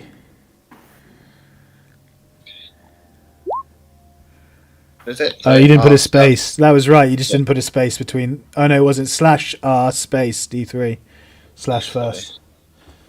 So R/ No, /R. Okay. So it's the only one that's not on the thing. We'll have to get you some macros. We'll have to install those, Duane, at some point for everyone. Oh, very nice. 3. You tie him up completely. You've wrapped his leg up in your whip. You've taken off 3 movement points from him. So he has -1 movement points. He literally can't do anything. He's just left lying on the ground, sprawling. Abraham, you've now standing above him. I'm going to prod him around the throat with my... no, I'm just going to prod onto his chest and pin him down with the walking stick. Okay. Son, when the police tell you to stop running, it's a good idea to stop running. You're lucky that I didn't pull my weapon and discharge it near these people. Now, I want to have a chat with you. I want to cuff him. As in, put cuffs on him, not cuff him and hit him. Okay. Yep, no problem. So you cuff him and he's just sitting there sullenly saying, I'm not going to say nothing to your pigs. Does he look like that picture of Sterling's? No, he doesn't. No, he doesn't look anything like him. I think it might be Frances. Is Frances and him in the same place? What? What do you mean? Yep. Sorry. Was joking as Frances dressed up as someone else. Oh, I see. I got you. I didn't understand the joke. Yeah, brilliant. Love it. I'm going to say, so, oh, trust me, son. You're going to talk eventually, and I'll pick him up. He's build 1, so you're going to need... What build are you? I'm 1 as well. Okay, so that's fine. That balances out. Yeah, no problem. You should be able to lift him up. And you carry him off to the... Well, what do you do with him? Oh, I'm frog marching him towards our car with the walking stick sort of wrapped through the handcuffs to sort of push him around. Okay, he's just following. What do you want with me then? I was minding my own business, doing whatever I wanted in the coffee shop, and then you suddenly start chasing me like a bunch of crazies. Yeah, that's right, son. You just keep telling yourself that. And if I think about getting you a lawyer, maybe you'll be able to tell him that as well. Getting me a lawyer? What for? You have to commit a crime to be given a lawyer. I haven't done nothing wrong.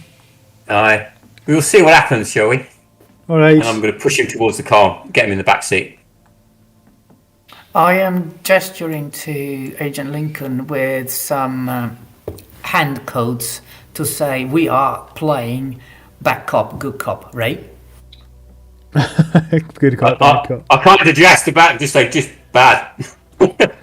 Yeah, you're back up, and then I come in and I'll be you're back up and good reporter. And then if it fails, we got another 2 that can try that. Okay, so we've reached the halfway break, guys. So we're going to take 8 minutes to just take a moment to get refreshments, go to the loo, and do anything we got to do. We'll be right back at 9:22.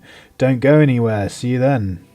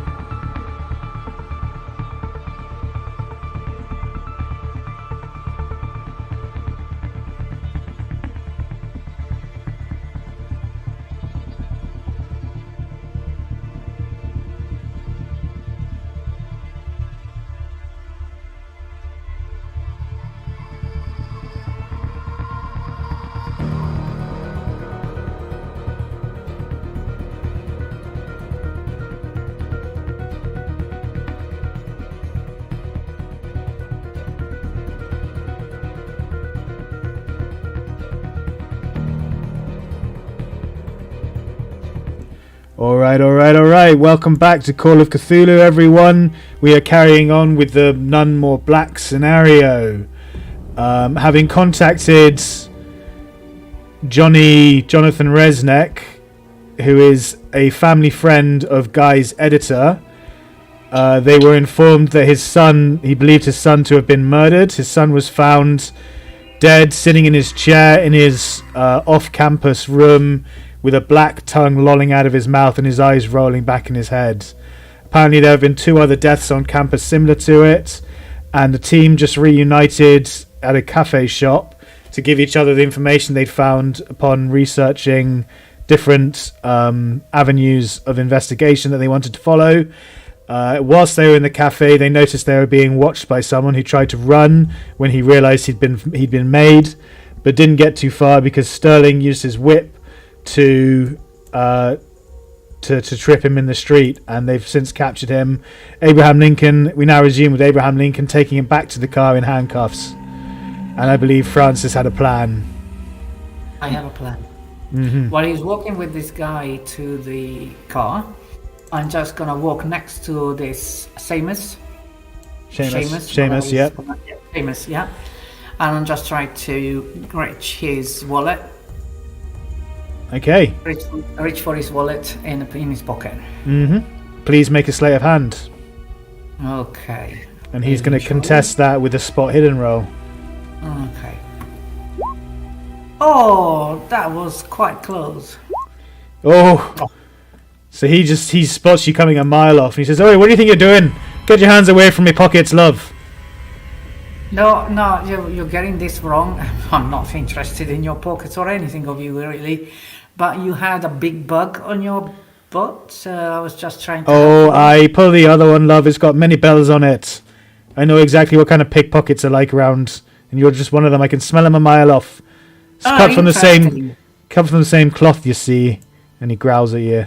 Interesting, and I'm looking very deep in his eyes, very close, nose to nose. So you are one of them. Can I see and understand if he's a pickpocketer and like that kind of thing? Make a psychology roll. Oh, okay. Okay, success. Okay, yeah, don't forget to check it off. The comment he just made was far too specific for him to not be some kind of underground criminal thief type thing, yeah. I turn to Agent Lincoln. Okay, thief. Okay, we've got that one that's pretty much established. I'm sure the police be interested in his activities trying to pick our pockets, but we'll see what's going on there. I haven't been picking no one's pockets. I don't know what you're talking about. Yeah. So you say. So. Do you see me any gold on me? You see me with any money? You see me running around here looking at anyone else?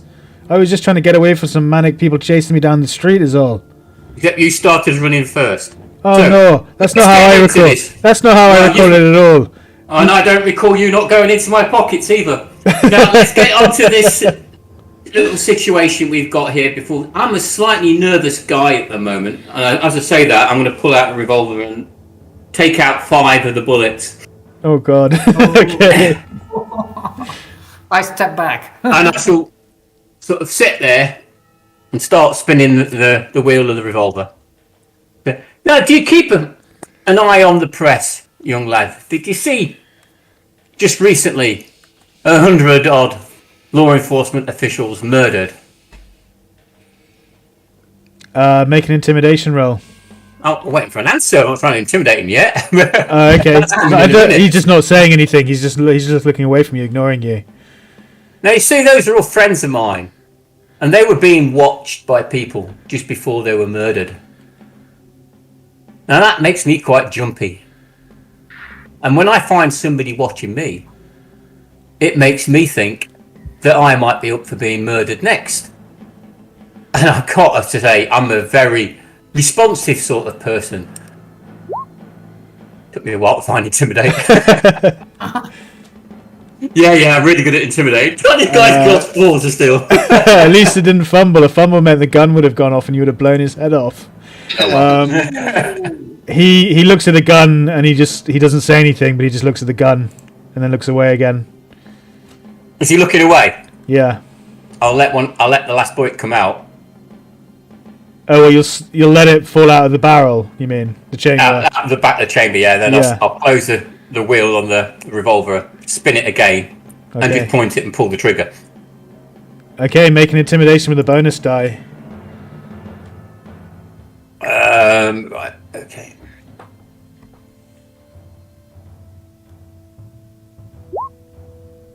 Very nice. Oh, I've got to do a bonus, haven't I? Yeah, don't forget the bonus. You might get 0. Well, 0 is still a 6, isn't it? So that's 36. So now you got a hard success there. That's pretty good. He goes, come on now, let's not be going crazy, man. Oh no, you pulled the trigger at him, didn't you? So he dives for cover. Yeah. He goes, what the hell? And he jumps, he tries to, like, throws himself sideways on the seat. And then the gun doesn't go off. And he looks and he goes, what's wrong with you? You're some kind of crazy man. Well, I just explained.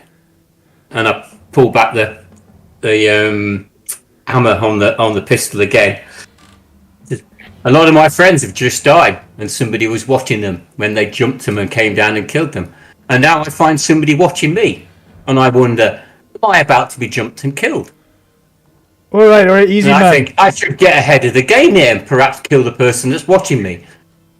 All right, take it easy. He looks, what's it called, towards the gun, nervously towards the gun. He's taking it easy. There's no need for this. We can be pals, right? We can get along just fine. Why were you watching me? You're investigating the case, right? You're investigating into that boy's death. All three of them. Yeah, well, I'm kind of in the same business. There's this new, well, you probably know, but there's this new drug on the street. We've been trying to get to the bottom of it, we have. And who are you?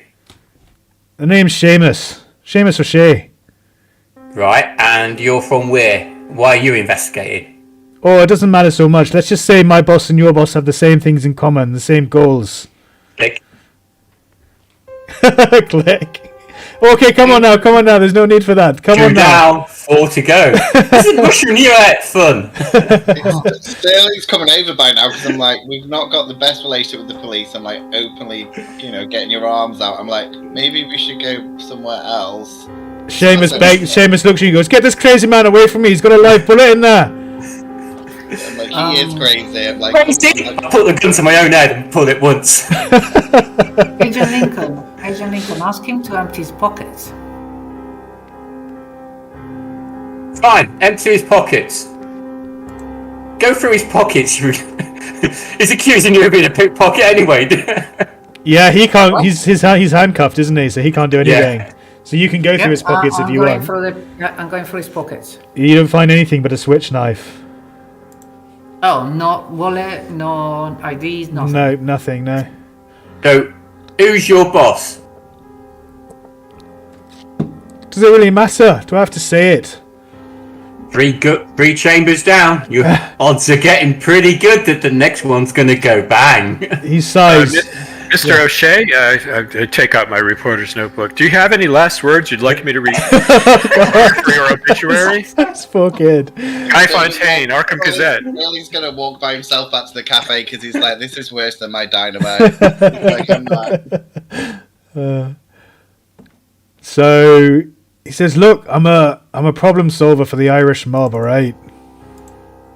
Now that's a lot simpler to say. And then what, are you investigating this because somebody doesn't like people moving in on their property? Something like that, aye. We don't like it being sold on the streets. It's bad for business. Giving everyone why is my boss and your boss the same one? Because you seem to know something I don't. Giving everyone a bad name it is. Do I believe him? Make a psychology. Well, I've done an intimidation as well, which succeeded. I'm going to put that one down. Yeah, don't forget to check it off when you succeed. I've forgotten every single one of them so far. You had medicine earlier, didn't you? Yeah, no, I've done them now, but I never remembered at the time. Oh, I see. Okay. I'm doing psychology, have I? Yeah, psychology roll. Oh dear. Yeah. Oh, he's on a roll. You get the impression that he's not telling you the whole truth. He seems to be genuine in what he has said, but he's holding something back. Okay, so I believe you're working for the Irish mob. What's the rest of the story? What aren't you telling me? Rest of the story? There is none. Pulls back the hammer. I'm telling you the truth. I tell you what, let's make this game interesting. Shall I point the gun at you? Or at me this time? Pointed at you, for crying out loud. That's fine, but that means the next 2 are yours. What? Where do I get 2? This is ridiculous. Because I've got the gun. And I give him a big grin. And I pull the trigger. Look, the boss, they want control of the distribution, alright, don't they? Of the new drug. He blurts it out. Aye, the new thing, whatever it is that's in the killing streets. children. Well, yes, I don't know. It's not me, I'm not the one who takes... I just take orders. And what have you found out so far? Nothing yet, that's why I was following you guys. I thought maybe you'd have some kind of lead we could... Or maybe we might be able to work together on it. That idea just struck me now. Come on, let's be pals. Our goals align, we can help one another. Do you know somebody by the name of Paul Rogers? And now the gun is pointing right between his legs. Paul Rogers, no. No, who the hell's that? Well, it seems we have a lead that you don't have. Aye, so I was right to follow you then, wasn't I? And he looks nervously at the gun. Come on, put it away now. So I'll bring the gun back. And I'll open the chamber and I'll start putting in the bullets again. Okay. Still looking at him.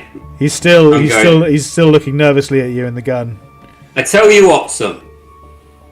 You keep me informed of any progress that you make, and we won't play games again with bullets. Does that sound to you? Aye, alright man, if that's what it takes to get me out of these cuffs. Close the chamber, spin it, and put the gun away. Okay. And then I'll take him out the cuffs and say, Well, wait a minute. don't forget now, don't be a stranger. Go on. I want to ask him, what do you know about this drug that's being sold that turns their tongues black, and it has some kind of weird substance in addition to the alcohol that it's dissolved in? Aye, it sounds like you know more than me. That's precisely the kind of stuff my boss was paying me to find out. Only I didn't get so far with it, see. It was hard to get on campus. And, okay. So your boss is willing to sell this deadly material to innocent youth. We never said we'd be selling it to innocent youth. We'd be selling it somewhere else. The hard stuff to hard cases. Oh, you know, stuff is crazy good smack. Makes you go, wee! Good times, you know. Good times that eventually kill you, yes. Well, 3 cases out of how many dozens of hundreds of people have been taking it now. All drugs are bad for you. All drugs do bad things to you. Sometimes you get a bad load. Sometimes you react bad. That's just how it is. People know the risks when they take the drugs. No, opium dens were still a thing in the UK in like the early 1900s. Was it? I don't know if it's a thing in America at all. I wouldn't know, to be honest. Yeah, it's what happens when you ban alcohol. Well, yeah, exactly. And people start brewing it at home and making up all kinds of shit. I mean, this is how bad it is. I'm sitting there drinking Japanese whiskey, but that's not quite distilled in your bathtub, but yeah. Okay, so I'll say to him, you're going to keep us informed, and you're going to make sure your bosses know that not to touch the kids. Oh, of course. Well, definitely, we don't do kids. Off you go, and you keep me informed. You don't want to find me knocking on your door at night now, do you? Where can I find you then? Oh, we'll be hanging around the campus. All right. Oh, I tell you what, you can go to the Arkham Gazette and put a wanted ad in, or to meet at a certain place, and make it addressed to Mr. Investigator. Oh, I see. You mean getting in touch with you. All right, I'm going to head back to campus. Keep staking out the grounds. Who is it? What's this guy I'm looking for again? Paul Rogers. Let me take one more gimme at his appearance now. And he asks Sterling to look. Yeah. In the coffee shop. Yeah, I'm having a smoke, a coffee. Okay, you've left, have you? So did you leave? Did you leave the drawing? I guess he has to just remember. I guess he just has to remember it otherwise. But yeah, okay. So he agrees and heads off. He's heading back to campus to stake out the grounds and see if he can find Paul Rogers.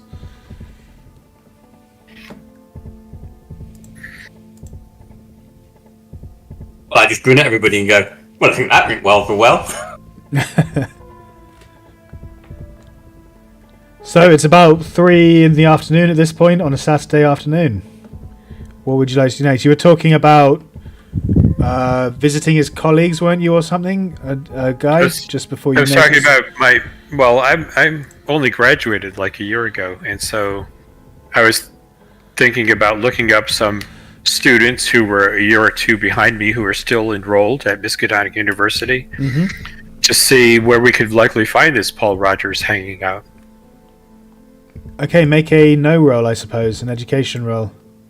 Okay. See if you know. Yeah, you do. You, in fact, recognize some of the names that were mentioned as some of the bad element that he'd started hanging out with. You think you might be able to identify and locate their dorm rooms. Okay. And so I don't know if you want to role play that out or just say that maybe we picked up a lead on where to locate Paul Rogers. We can role play it out. They've got more information than that, and okay. So yeah, I'd say you get to their dorm room, one of their dorm rooms, knock on the door, and he opens it. How can I help you, man? What do you need? Yes, you might remember me. We were in class a couple of times, although I'm a bit more senior than you, and I have since graduated. Guy Fontaine. Oh, nah, man, that's whack. Don't remember much these days, you know what I mean? And yes, well, I'm just wondering if you could do a former classmate a bit of a favor here and tell us. I'm looking for a certain Mr. Paul Rogers. Do you know where he might be found? I hear that you might have some kind of business interest with him. Oh, nah, man, I don't know no one by that name. Sorry, bro. And he goes to close the door. Do you know anyone who might know him?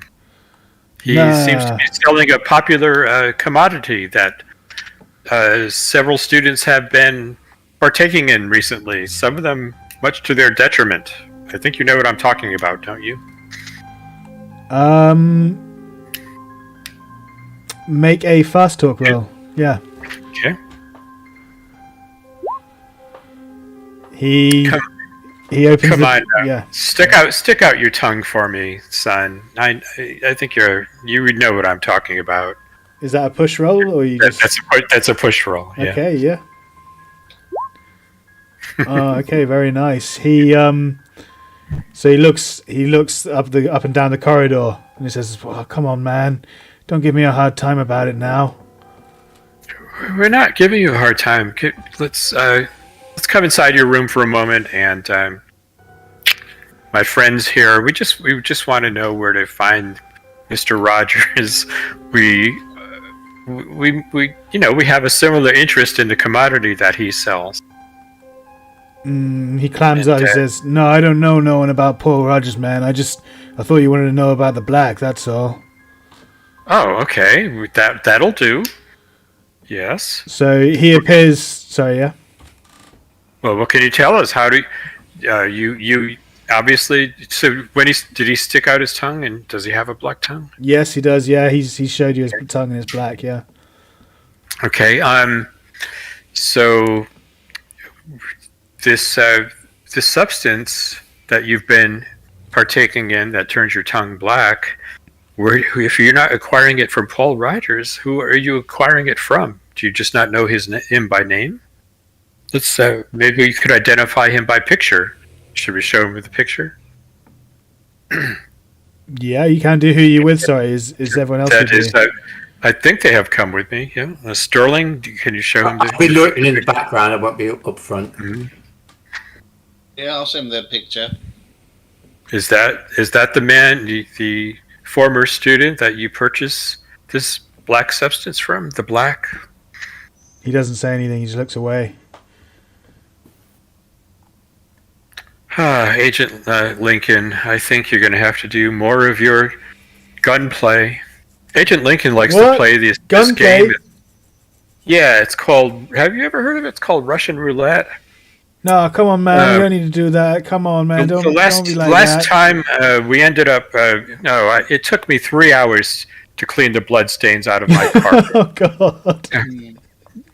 Sterling is looking for campus security because they said there was extra security on at the moment, so I'm checking out if anyone's coming. That's a good shout. Make a luck roll. Make a group luck roll. Group You luck. know that's going to go bad. Group luck is in lowest luck rolls, or Yeah. everybody. This is me. I guess so, yeah. Oh no, sorry everyone. So which is it? Everybody rolls? Yeah, everybody rolls, we'll say, and then we'll just take an average on... Okay. Oh, that's a fumble! Anyway. That is a fumble, sir. Oh. So there is a security guard knocks on the door, in fact, because that's a fumble. Literally, as you open the door, stick your head out and check if there's a security guard. There is a security guard in the doorway. He says, "What's going on here then?" I'm glad you're here, officer. Front This of young man me. here, stick that tongue out again, young man, has been partaking of a drug. Oh, come on, man! You said you were going to be fair. This is not cool. Hey, you didn't answer the questions. If you refuse to answer a federal officer's questions, then you need to report it to Federal the police. officer? No one said nothing about no federal officer. What's going on You mean here? you didn't notice my badge? Oh, blimey, I did flash it. Anyway, officer, Yes? look at this man, and I'll sort of push him forward and say, "Come on, boy, open the mouth and show him your tongue." This is a student. You shouldn't be harassing him. What are you people doing here on campus grounds anyway? Are you allowed in drugs to be traded on this? Is it part of campus policy? No, of course not. We have zero You tolerance. should be investigating this, shouldn't you, rather than harassing a federal officer? So here is a man who has been taken of a drug that's already killed 3 students. And I've already found a reporter here getting this information. Do you want that published all across the Arkham Express that this university is allowing drugs to be traded in public? All right. Calm down, sir. Calm down. All right. So I'm going to have to ask you to leave. You're a journalist. Going to have to ask you to move off the premises. Everyone's out of this room, please, apart from the officer. I'm going to have to ask you to move off the premises. I'm an alumni. Oh, do you have a card? Do you have a... Yeah. I'm a recent graduate. Well, graduated last year, as a matter of fact. And I was just visiting a former associate of mine here, former classmate, asking him a few casual questions. Okay. And this agent came along and interrupted our conversation. So, agent, would you please leave with your friends here? Because I want to continue my conversation with my good friend here. I'm asking Frances if she's got any more disguises because I'm so embarrassed. I just want to dress up as a nurse. I need to get to the car. In the boot, there is my big case with all my disguises and yeah. And as far as his black tongue, I mean, we just finished eating some black licorice. Really, there's nothing going on here. Please, everyone else, clear out. I will give you 1 minute, and I'll just gently strap my arm over the campus security. Let's give the young man some time to discuss the error of his ways before anything gets out of hand. And I'll start walking towards the door, hopefully that he will follow me with me. Okay, make a fast talk. Make it with a bonus die. He is utterly bewildered as to what the hell is going on right now. He's not the only one. Far beyond... With my fast talk, that's really not going to work, but we'll give it a shot. I'm trying to gain his confidence by getting everybody else to go away, and then I get maybe that, he'll yeah. I mean, from the police officer's perspective, he's got no idea. He doesn't understand what's going on, so... Did you say I had a bonus dice? You got a bonus die, yeah, because he's It clueless. doesn't matter if I get a 0, it won't work. Yeah, exactly. I'm going to try and drag Frances to the library because I'm like, we might as well look at the occult library while we're here. yeah. It's like to shoot everyone that we meet. Absolutely. I'm going to drag Frances away. Okay, so you two leave. That's fine. That's what the officer asked you to do, so he doesn't have a problem. He's not trying to stop you do that. Abraham, you're walking away. He ducks underneath your arm. Says, now hold on a minute. Wait, everyone just slow down 1 second. Son, are you in trouble here? Are you in duress at all? Blink twice if you're in duress. And the stoner... You know, you just told him in front of us to blink twice if he was in duress. And if he does that and he's in duress, he knows that he's going to be in trouble. You know how that works. Look, I tell you what, I will go and stand outside. If he is intimidated by a federal officer investigating drugs on campus, and if you want to come on covering this up, then that's fine. I will leave you to do that. I will stand outside. Were there drugs or not? I thought you said there were no drugs. And he looks at Guy. No, like I said, we were just eating some licorice for heaven's sake. And what drug makes your tongue go black as well? I ain't not heard of no drug like that. What are you talking about? The same drug that's killed 3 students already who died with black tongue. You Man, know that already. How do The you know drug about is- that? I'm a federal agent. How do you think I know about this? Big Brother knows everything. Oh, God. If everyone would just leave us alone here, I mean, this is just 2 friends having a private Mr. Fontaine, conversation. I will give you a couple of minutes. I will Okay. leave the room for 2 minutes and see Thank if you can talk some goodness. sense into this young man. Okay, so, So, close do you the want to door. stand with me outside, or do you want to stay Yes. here with these people? Oh, no, I'll come wait outside as long as you're okay, kid. And he looks again at the kid to make sure he's okay. And the kid looks at you, Guy, and then nods. So we'll close the door, and I'll say, "Okay, man, I just saved your sorry, skinny ass. Now tell me what's really going on here." Yeah, no, and he is skinny. He appears thin, jittery. He's got an ashen complexion and big dark bags under his eyes. And he Tell me says, what I want to know, and we'll leave you alone. "All right, man. What do you need, man? Just leave me alone and don't knock on me." Where do we get the black? And was that picture that we showed you, Paul? Was that the guy that you buy it from? And if so, where can he be found? Yeah, that was him, man. That was Paul Rogers. He went to school here, but he was kicked out for cheating. You know, he still has some friends on campus, so he comes back all the time on the sly. I can't really tell you when he'll be back, but he just shows up, you know? Oh, for heaven's sake. He just shows up. I need more than that to go on. I don't know, man. I'm sorry. I don't know where he lives. He shows up You and he got- sells the stuff, and then he goes. That's all I know. He shows up. Where do you go to buy it? Where, exactly? He Where just on wanders campus? around campus, and when I see him, I just go up and ask. He's usually around the front somewhere, because he can't get too deep on grounds. That's all I can tell you, man. I'm telling you the truth. Come on, man. All right. I guess I'm not getting anywhere with this guy. So I'll leave the room. Slam the door behind me. I'm kind of fed up with him. Okay, no worries. And I'll tell the others that somewhere in the front of the campus, because he can't get too deep in, he's not allowed on campus. We just have to wait for him to show up. So we need to do a stakeout and wait for him to show up. At least we have his picture to go on. While the shit show was going on, I'm going to have dragged Francis anywhere for 5 minutes and go, "Do you think we should do the softer approach sometimes, Francis? Not just shoot everyone. Like, I'm not sure." Shot everybody in weeks. And I'm actually going to tell Francis, I'm like, "Francis, like, I totally forgot. We didn't actually investigate his boarding house, like where he lived. Maybe we could do that as Oh. well." I know, we can do that before. Yeah, you're right, absolutely right. Sterling, I was thinking, when we reunite with everyone else, and Guy tells us this, I have the right disguise equipment in the boat or the car for a janitor. Oh, okay, that one would be useful. That would have been useful now. I know, but yeah. I can be a janitor, or I can be myself enrolling into a course here and start a mathematics course. I'm gonna say I'm gonna draw up some outfits after the mission of different outfits for Francis, costumes and stuff. Oh, nice. Okay, cool. To be wear at night while be a show- you could be a avenging the showgirl poor, or and the whatever. weak in the streets. Yes. Yeah, Okay, and so yeah, I could enroll in a course here or come and ask for one of those days, open days. That's it. That's the name. Open visit in a way.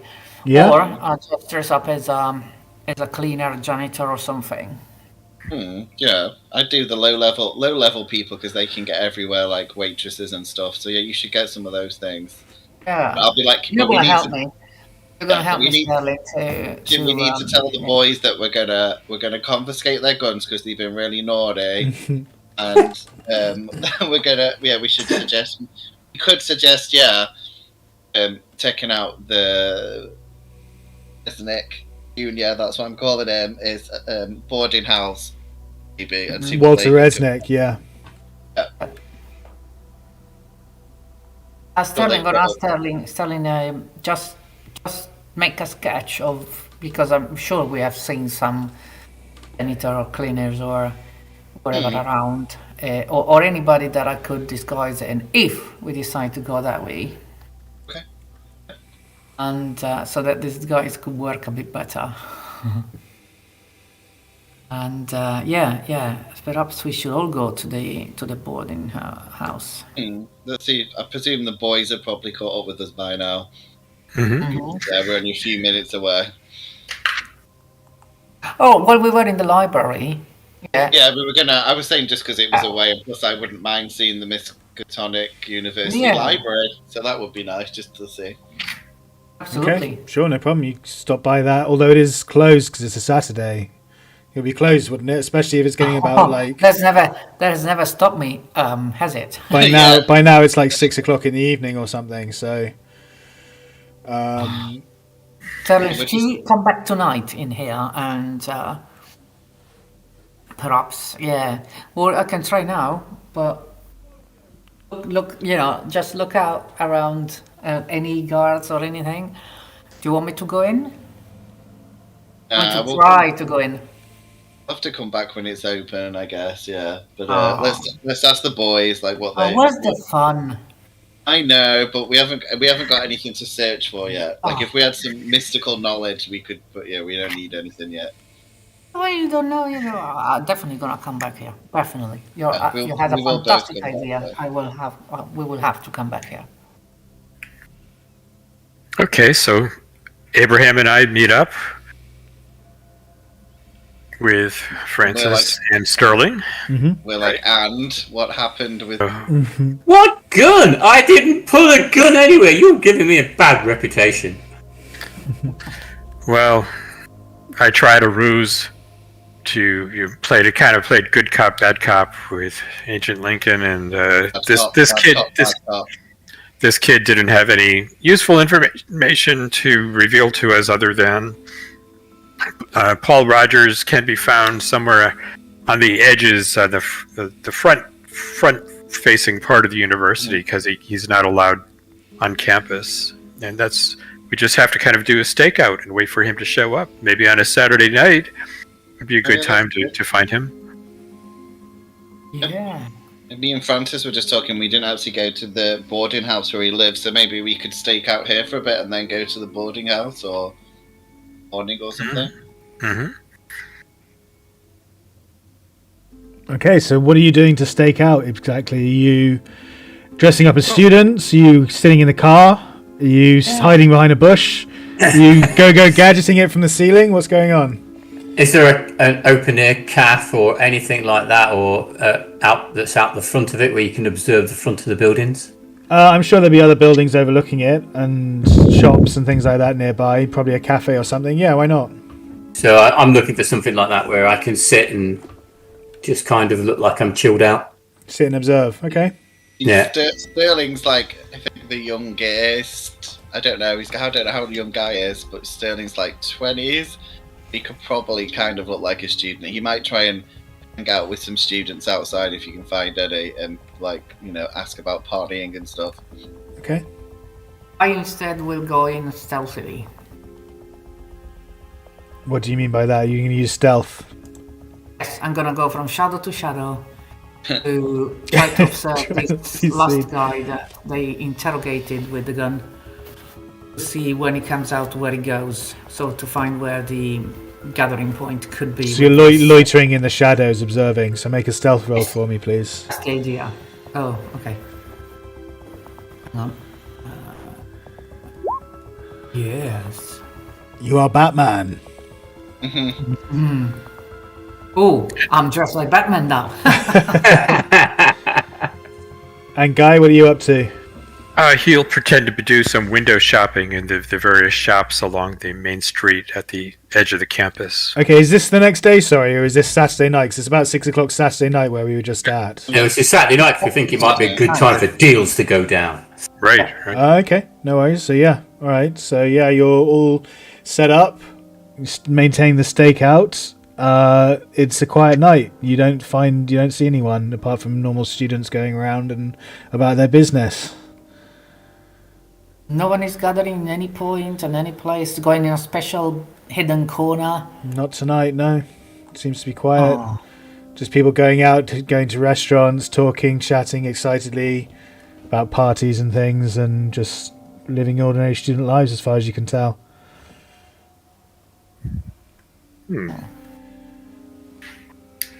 Gee, I'm kind of disappointed that they don't want their drugs tonight. I never thought I'd feel that way. Okay, maybe we should go check out that boarding house after all. We seem to have some time on our hands here. Oh. Should we go tonight? Yeah, well, May we as might as well well. try if it's open, yeah. You are going to need to get rest at some point tonight, otherwise you're going to inflict penalty dices on you for not sleeping. Yeah, I mean, we're only going to So if you spend... Yeah, I know, I'm just saying, if you spend, a good 4 hours staking out from 6 to 10, you could go to the boarding house now, but you're going to have to start looking at doing some sleep at some point, just so you're aware. Okay, so you head to the what did I say it was? Off-campus boarding house. And what would you like to do there?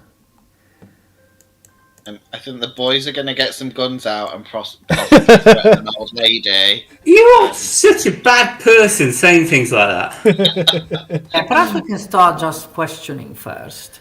Then Maybe we we take the should guns ask out. the normal questions first, and then we'll get the guns. And then we take the guns out, yes. I'm marching in with Francis past everyone. I'm like, you guys have to stay at least a meter behind. The last time I didn't even have a blooming bullet in the gun. Doesn't count. It's like we're worried. So yeah, me and Francis will knock on the door of the boarding house to see if anyone's in. Yes.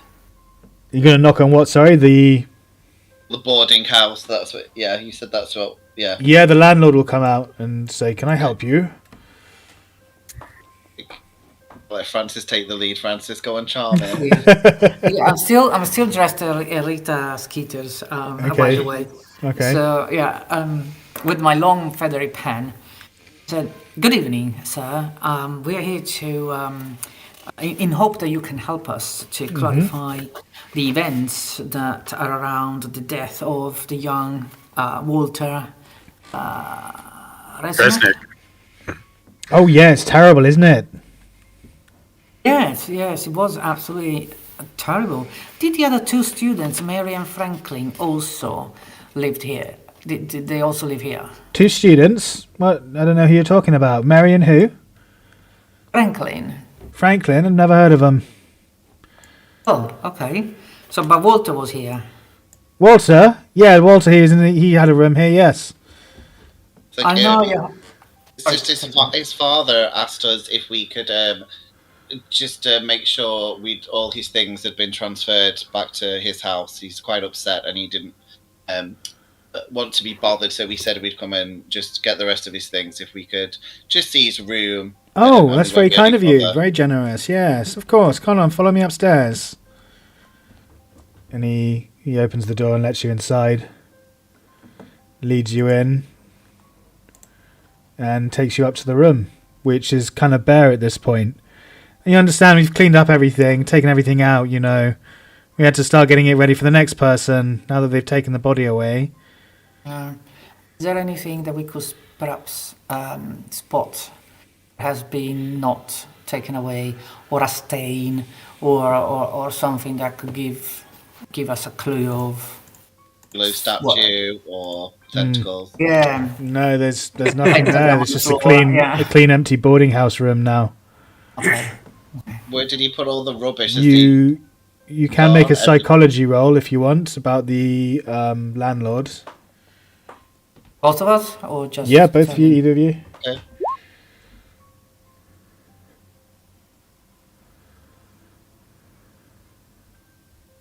Oh, the landlord looks suspicious. Oh, no. I put on my pad, landlord, suspect.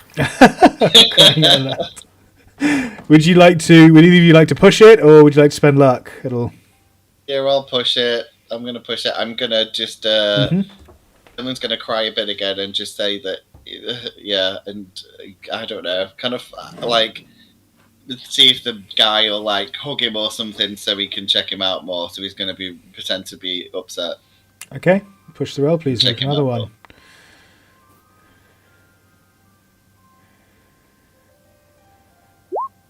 Yay, that's better. Okay, very nice. You get the sense that he's holding back. There's something that he's not telling you that he could tell you. Like, and now this is where I'm like looking at the guys with the guns. I'm like, now you might be able to do something.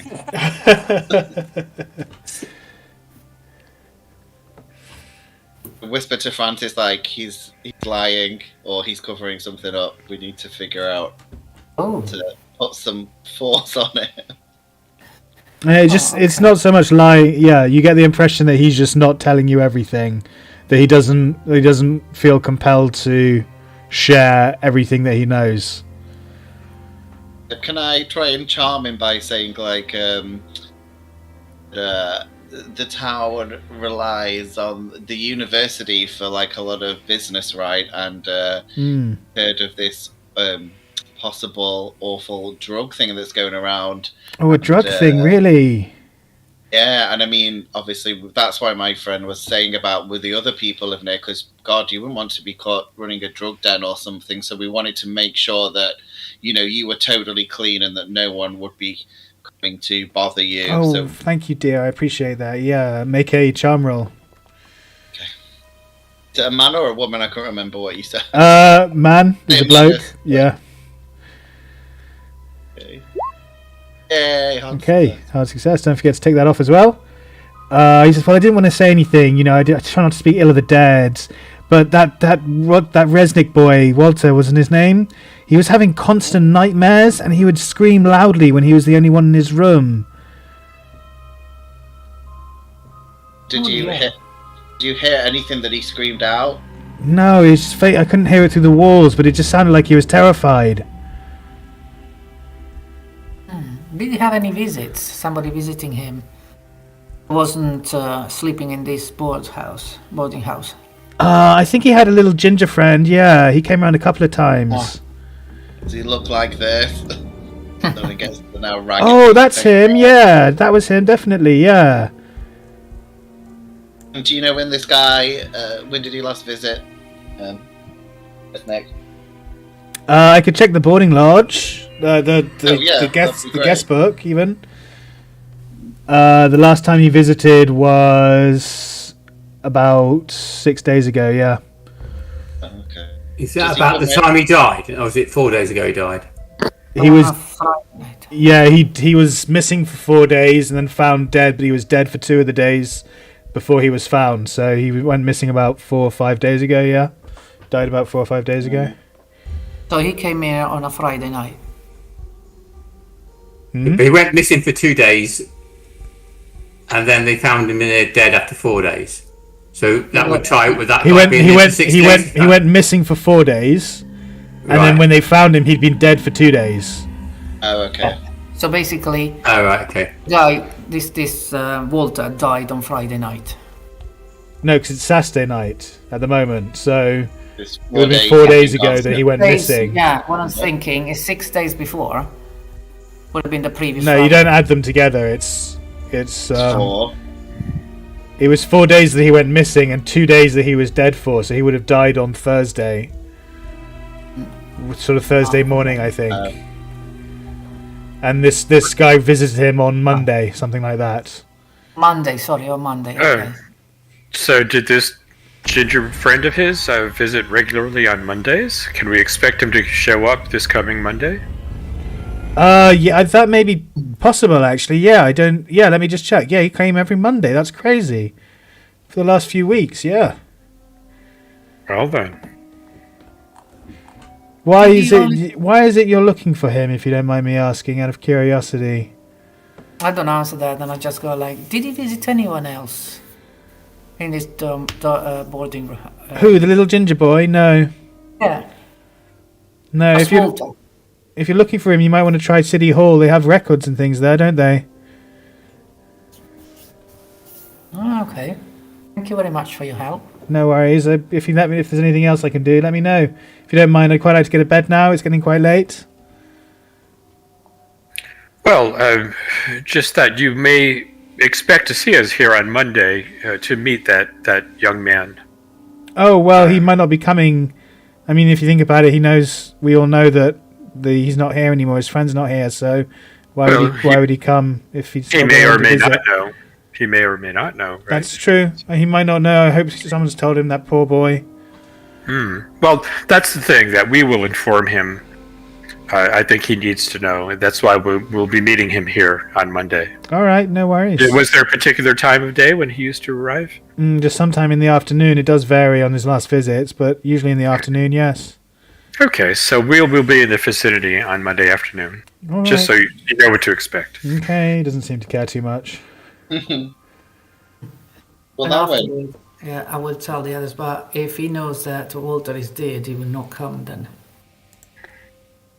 But, I mean, it's not that widely known, is it? It would have been in the press, wouldn't it?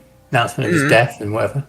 Somebody like this might not bother to. It's all over. It's all over campus as well. Yeah, high alert We and could stuff. I'm pretty sure if we asked the police, they'd know where Paul was, right? They must keep an eye on anyone who's a bit suspicious. Yeah. We've probably going to have seen him 24 hours unless he's run away.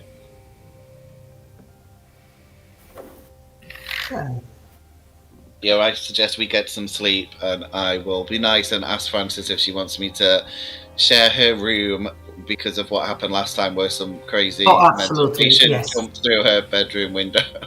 Oh, absolutely, yes.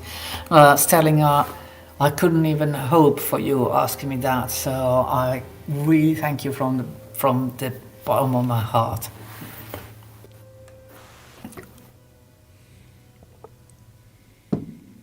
Yeah, where are we staying tonight, guys?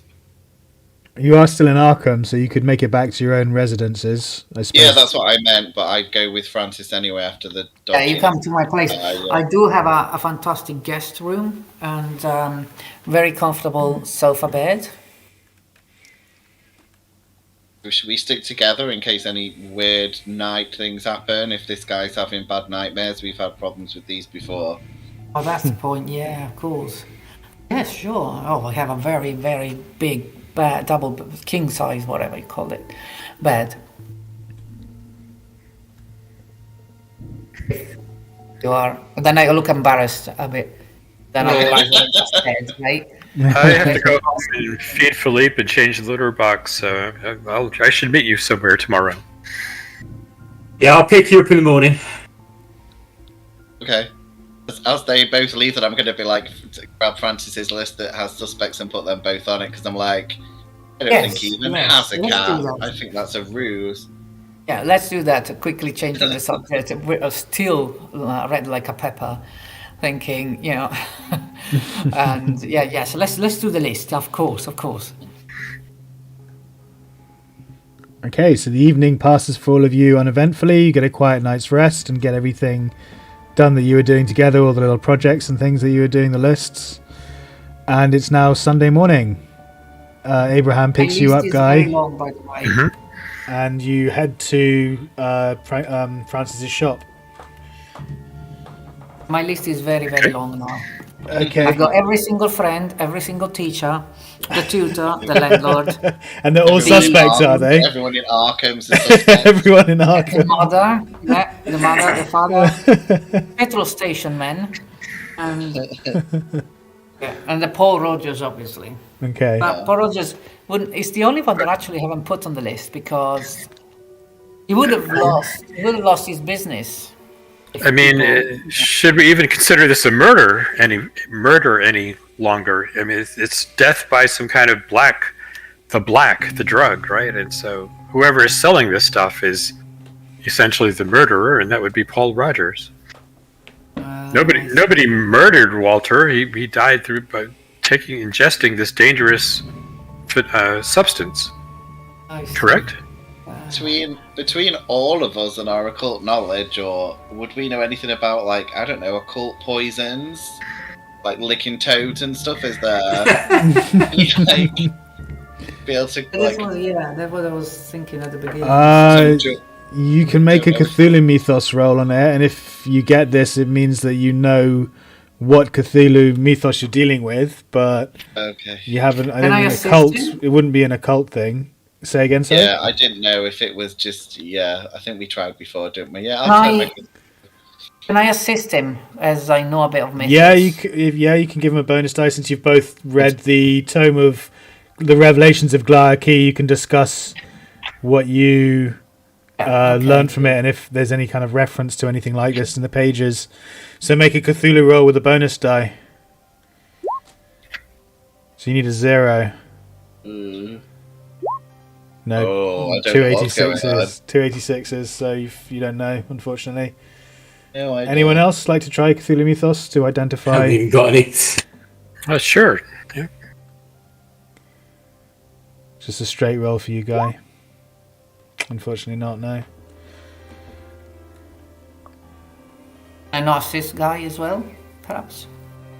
Say again, sorry.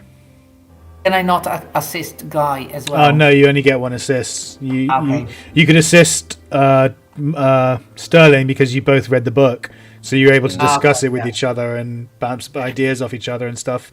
That was the basis for the bonus die. No, I guess when everyone's together, I'll be like, I'm pretty sure that landlady said something about City Hall, about finding Hall. Yeah, I did. So maybe It'll be closed today, though. Yeah, Oh, yeah, closed it's on a Sunday, Sunday. isn't it? Yeah, that's true. You can always break in. Could do if you want. I just give her a look. It's for the greater good, Agent Lincoln. Yeah, the police may not see it that way, and I don't think there's that many donuts in the world. Well, I guess. Well, what about the police then? And just see if they've seen Paul recently, and they, Yeah. Well, he might be a known dealer, so that's a possibility. I got busted last night for selling drugs. We could be lucky. How about you and I go and charm some policemen there? Okay. What outfit are you going to wear this time, Francis? Ooh, what would you want me to wear? I open my case. I open my case. Yeah. Oh, the choices. A Roger Rabbit cocktail dress. Yes, I was thinking of exactly that. Jessica. I'm going as Jessica. Jessica Rabbit. Yeah. That would be very charming, I think, for lots of police officers. What were those? The racy girls in the 1920s. What were they called? There was a specific name for them. Flappers. Is it flappers? Flappers? Yeah, I think so. Yeah, flappers. That's where the term comes from as well, isn't it? The term of not endearment, the opposite. Insult, basically. Okay, so yeah, please make a charm fast talk roll for the police officers that you're talking to. I'll assist Francis to do that, yeah. Okay, so she gets a bonus die. Yeah, that's fine. So it's a success anyway. 66, so 56 is the better of the two, which is a regular success.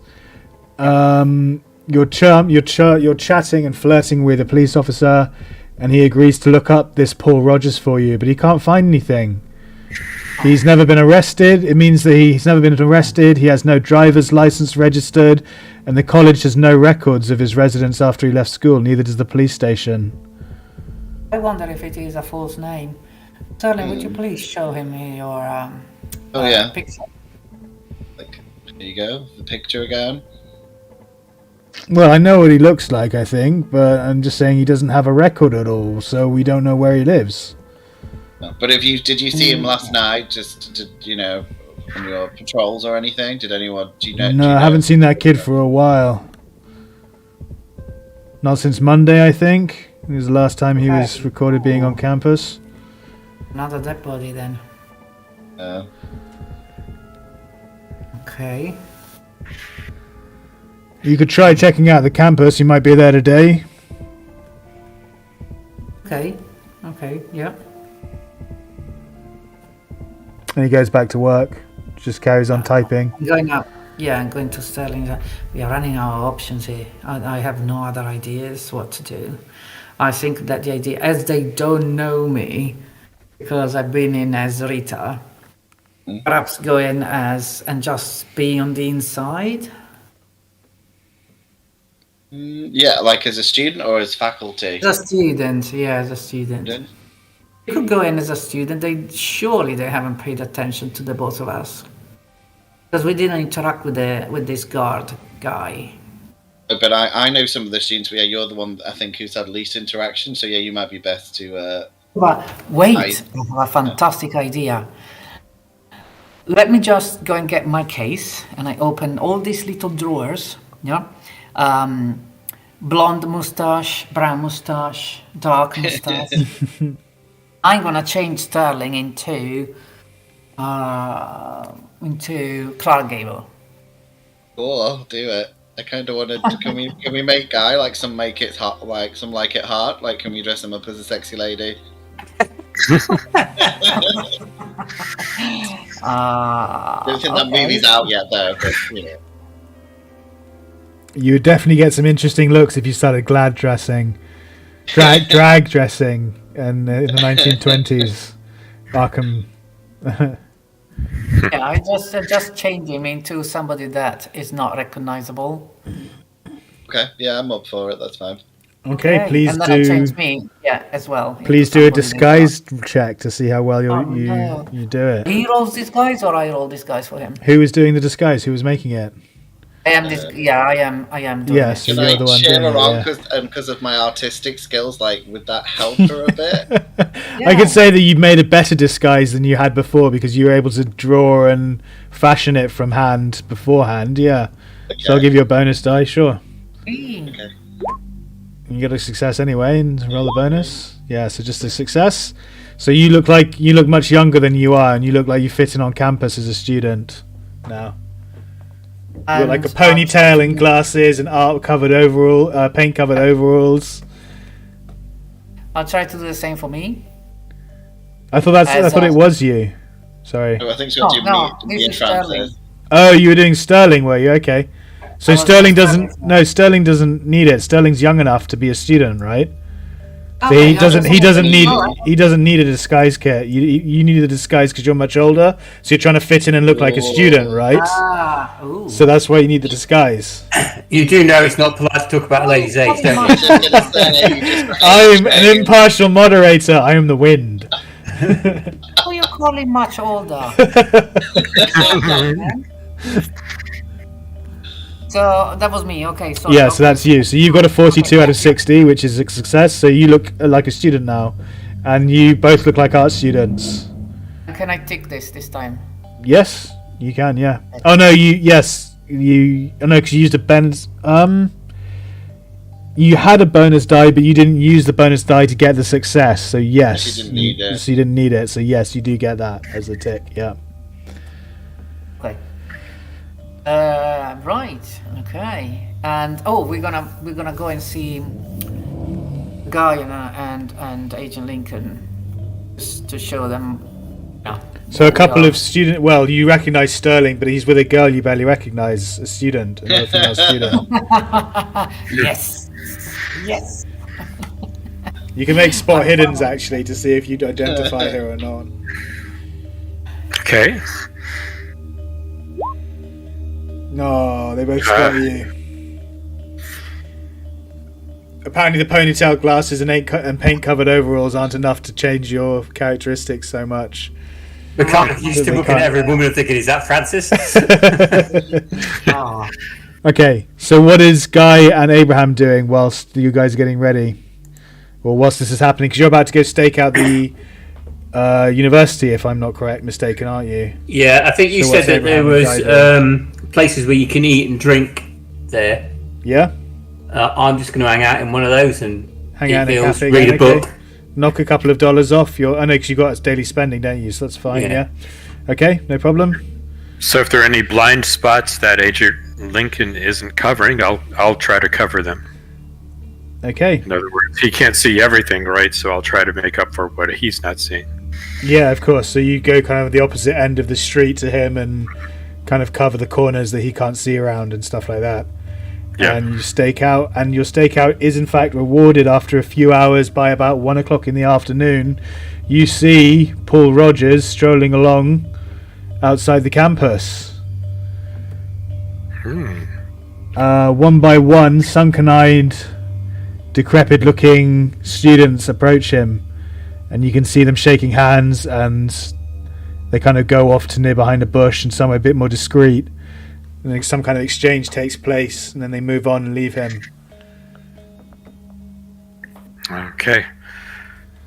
So I'm going to signal Agent Lincoln if he's within sight of me. Mm-hmm. Subtly point out Paul Rogers. Am I satisfied that Agent Lincoln sees him as well? Yeah, Agent Lincoln will be able to see him. He's just standing out on the street, kind of outside the front of the main entrance to campus. Okay, maybe we should both sneak up on him simultaneously. No, hang on. When he flags me, I'll sort of wrap up my newspaper or whatever and finish my coffee off, leave a tip. Mm-hmm. And then I'll just walk past and I'll say, you go up to him and make out like you're heard that he's providing the black, and turn him so he's not facing my direction, and I'll walk up behind him. Okay. So I will approach Paul Rogers. Okay. And I'll say, oh, say there, we're about the same age, aren't we? I only graduated a year ago from Miskatonic University. And I feel like I was born just a couple of years too early, because I hear that there's this fascinating new substance available that just, does wonderful things, opens one's mind in ways that were heretofore unimaginable. And I'm just wondering, would you happen to know how I might be able to acquire such a substance? Make a fast talk. Okay. See how. As he's talking to him, I'm going to sort of casually walk back towards him. Okay. Hard success. Very nice. He says, who's asking?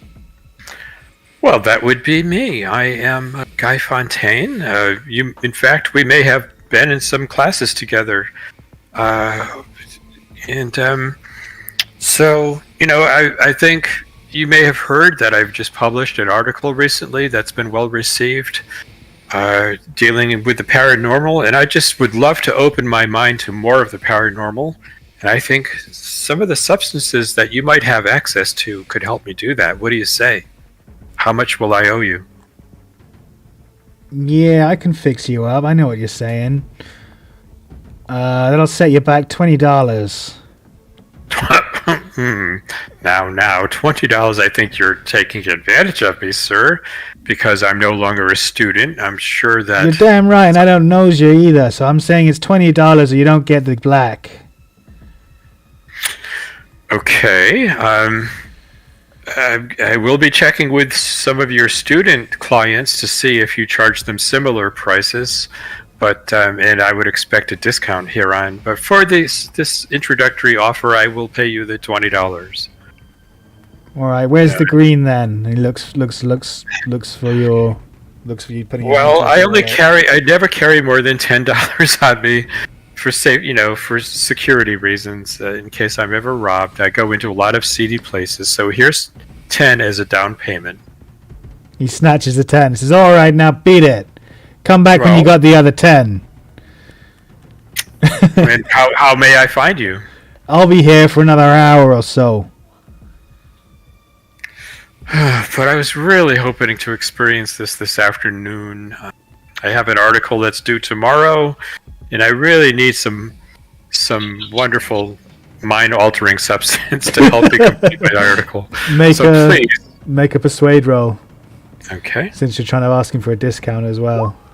Ooh, a hard success. Very nice. I was going to say it's going to have to be a hard at least, because he is inadvertent to giving you a discount. But he says, you pay double next time then.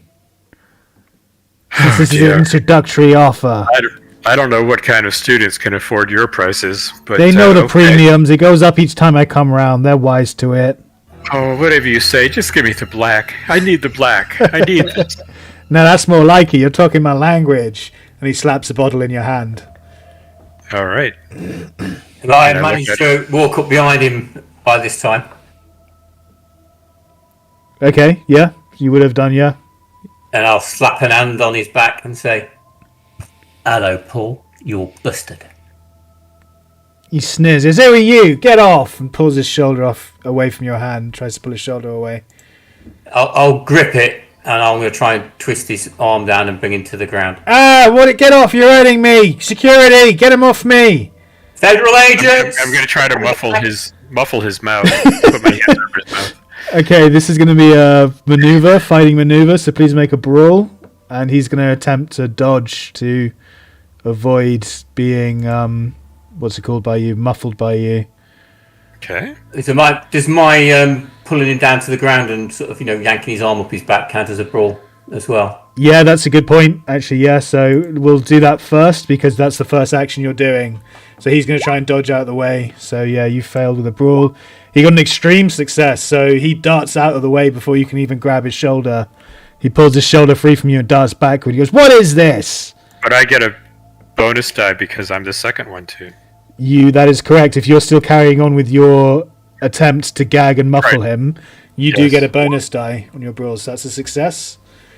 With a bonus die, you don't need it. So both you get. I know you failed your brawl, but you get a successful check, Guy. He's going to try and dodge. Yeah, I just need to get it back up. His character sheet. Just don't forget to check off the brawl that you got. So his dodge attempt. Does he have any penalties for trying to avoid me? Or no, he doesn't. No, he just gets a bonus die for being the second one who attacked him. Oh, right. But he got an extreme success, so he is extremely dodgy right now. He ducks out of the way and says, he just runs. He legs it. You've completely spooked him. Try and pull him down, and I'll start shouting, "Stop, police," and all that kind of stuff. Oh god, we're going to go into another chase again, aren't we?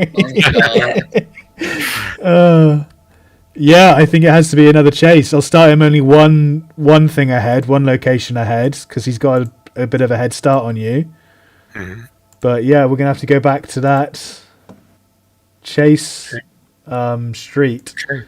So con rolls. Best we can do. So yeah, 1 second, let's change everything over. Move everyone back. Where is Frances and Sterling wouldn't be here, would they? Because they're around. They're in the intercept zone. In the crowd. I look at Sterling and I say, it looks like the boys are dealing with this perfectly well, interrogating and trying to stop the brute. So how about you and I go in the library? Yes, I'm going to say to Francis, I'm like, we should do our old trick. If we can, if he's doing some occult stuff with the nightmares. That's always something that happens. That's what he looks like, by the way. That's horrifying. That's Paul Rogers, yeah. That's horrifying. But yeah, Francis, if we could find what books he's checked out, maybe he's checked out some occult books on mathematics. That can be occult sometimes. Yeah, we could try that if it's open. I like that. Okay, so you two are both doing that. You're off doing that, so I'll delete you for the chase. We'll just do the chase now, if that's okay. We've got enough time, I think, to complete it before finishing this episode, and then we'll come back to everything everyone else was doing at the start of next episode. So, for the movement rates, everyone needs to make a con roll, please. I don't know if you've done that already. Paul Rogers needs to do one as well. My base speed is 6. 7 minus 1 is 6. Oh, extreme success. Okay, so his stays the same. Abraham, you get +1, and Guy, you get -1. So you get 6. Mine is the same, which is 8. Oh, he's got a movement rate of 8. And bugger. What's yours now, Abraham? Well, mine's normally 7. So it goes up to 8. So the difference... So mine is 1. I've got 1, and the other 2 have 3. That's correct, yeah, exactly. And then we have to clear this again. What am I, a 22-year-old with arthritis of the knees or something? Yeah, I'm not sure why it changes your MOV rating for the entire race being like 1 behind. It's a bit strange, isn't it? But those are the rules. So lay off the lollipops, I think. Just too much sugar. And maple syrup, yeah. I've got to do it again. Oh. Yeah, everyone dexterity to the turn tracker, please.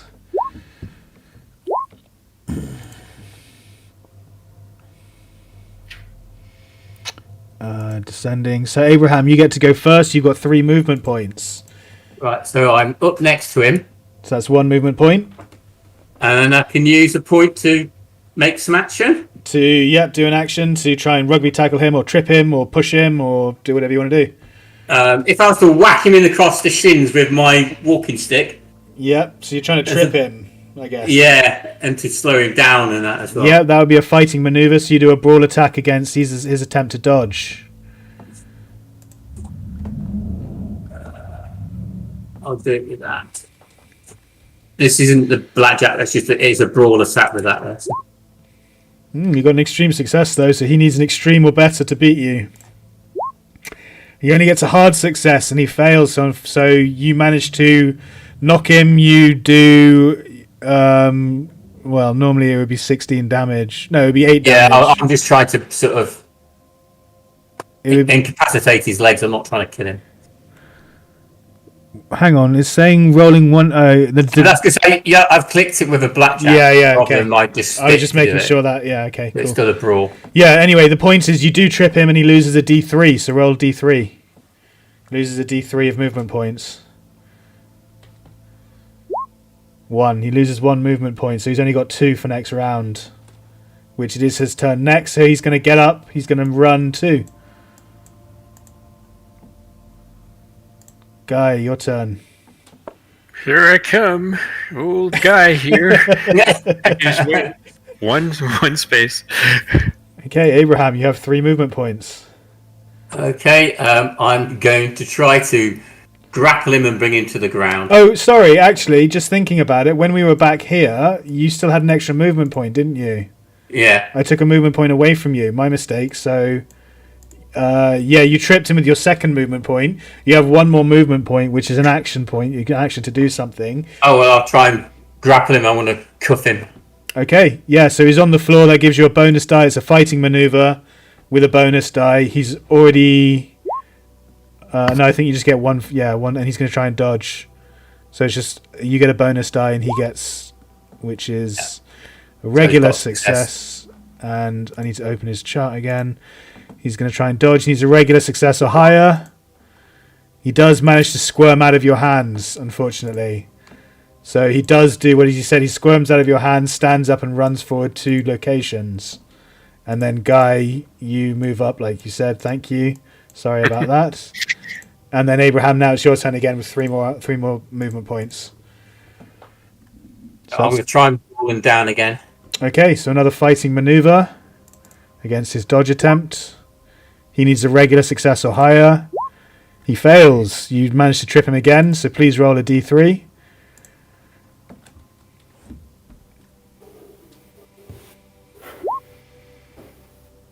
So he loses 2. He's only got 1 movement point, which he's going to use to cross the road. He now needs a dex to try and avoid the traffic. Otherwise he'll trip again. He failed, so he trips. He narrowly avoids a car swerving in the road, which almost kills him. And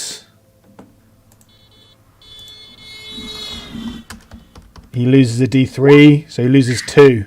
So he's only got 1 movement point next round. Guy, your turn. I might get here next year. Steady wins the race.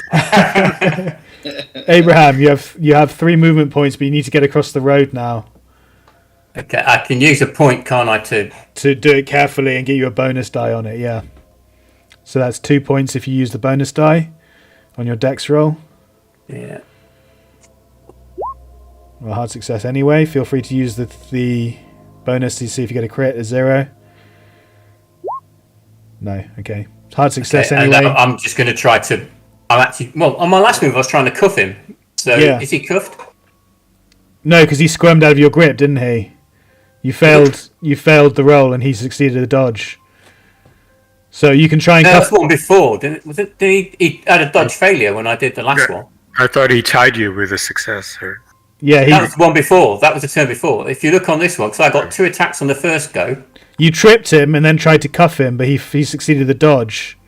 When you tried to cuff him, then he moved forward and then he dodged the car, failed and tripped. That's what the fail was. Now, if you go up one more, it's dexterity fail. The one before that was a dodge fail from my brawl. I think you're getting mixed up because I got 2 attacks the first go, which you did escape from. There is a brawl success by Lincoln followed by a dodge fail. Yeah, I do see that. Yeah, I think what you're talking about, if you go up another row above my brawl success, you see his dodge success, and that's from my previous attack. I've got the brawl extreme success against the dodge hard. That's when you tripped him. Then the next thing that happens is your brawl trying to cuff him. Yeah. But he gets a successful dodge, which the defender. And then down again, I get another brawl on this last go, because that was I had 2 attacks on the first go because only one space behind him, and I had 3 moves. Oh, okay. So what, you were trying to cuff him on that dodge, were you? Yeah. Yeah, and then I thought you tripped him because then you rolled a d3.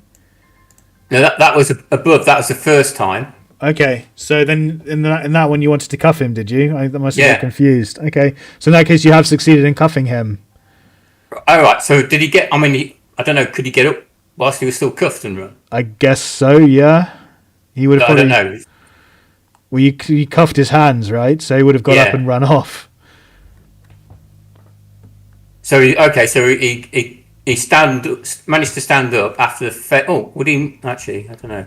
I'm really confused. I'm really confused and lost as to where we. I'm confused myself a little bit. Should we just say you just got a hard success? Brawl. I cuffed him. Yeah. Because he dodged failure. He lost 2 movement as a result of that as well. Yeah. Then he had another 2 movement he lost when he tried to get across. But would he have had to escape from me first to have done that? There's no like area of AOE attack of opportunity or anything like that. There's no zone of control. So he would have, after you'd finished cuffing him, he got up and ran forward 1 square.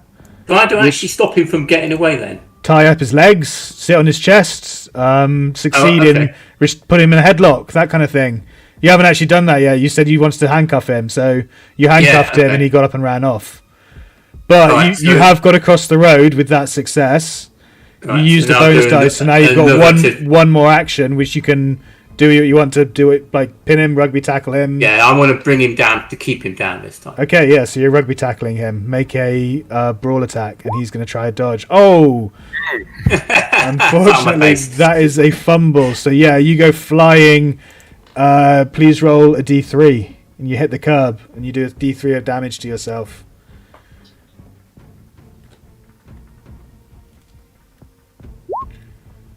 You 3 damage. I believe you got 2 armor, so you do 1 point of damage to yourself. Yeah. Okay, it's his turn. He's only got 1 because he lost 2 last time. He's going to try and run forward 1. Or he is going to run forward 1. Guy, your turn.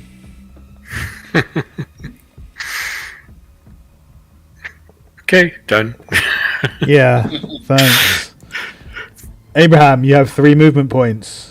Okay, I have 2 attempts at pinning him to the ground now. Yeah, exactly. So please roll a brawl attack. That's a failure. He's going to try and dodge it, which he fumbles. So he trips now.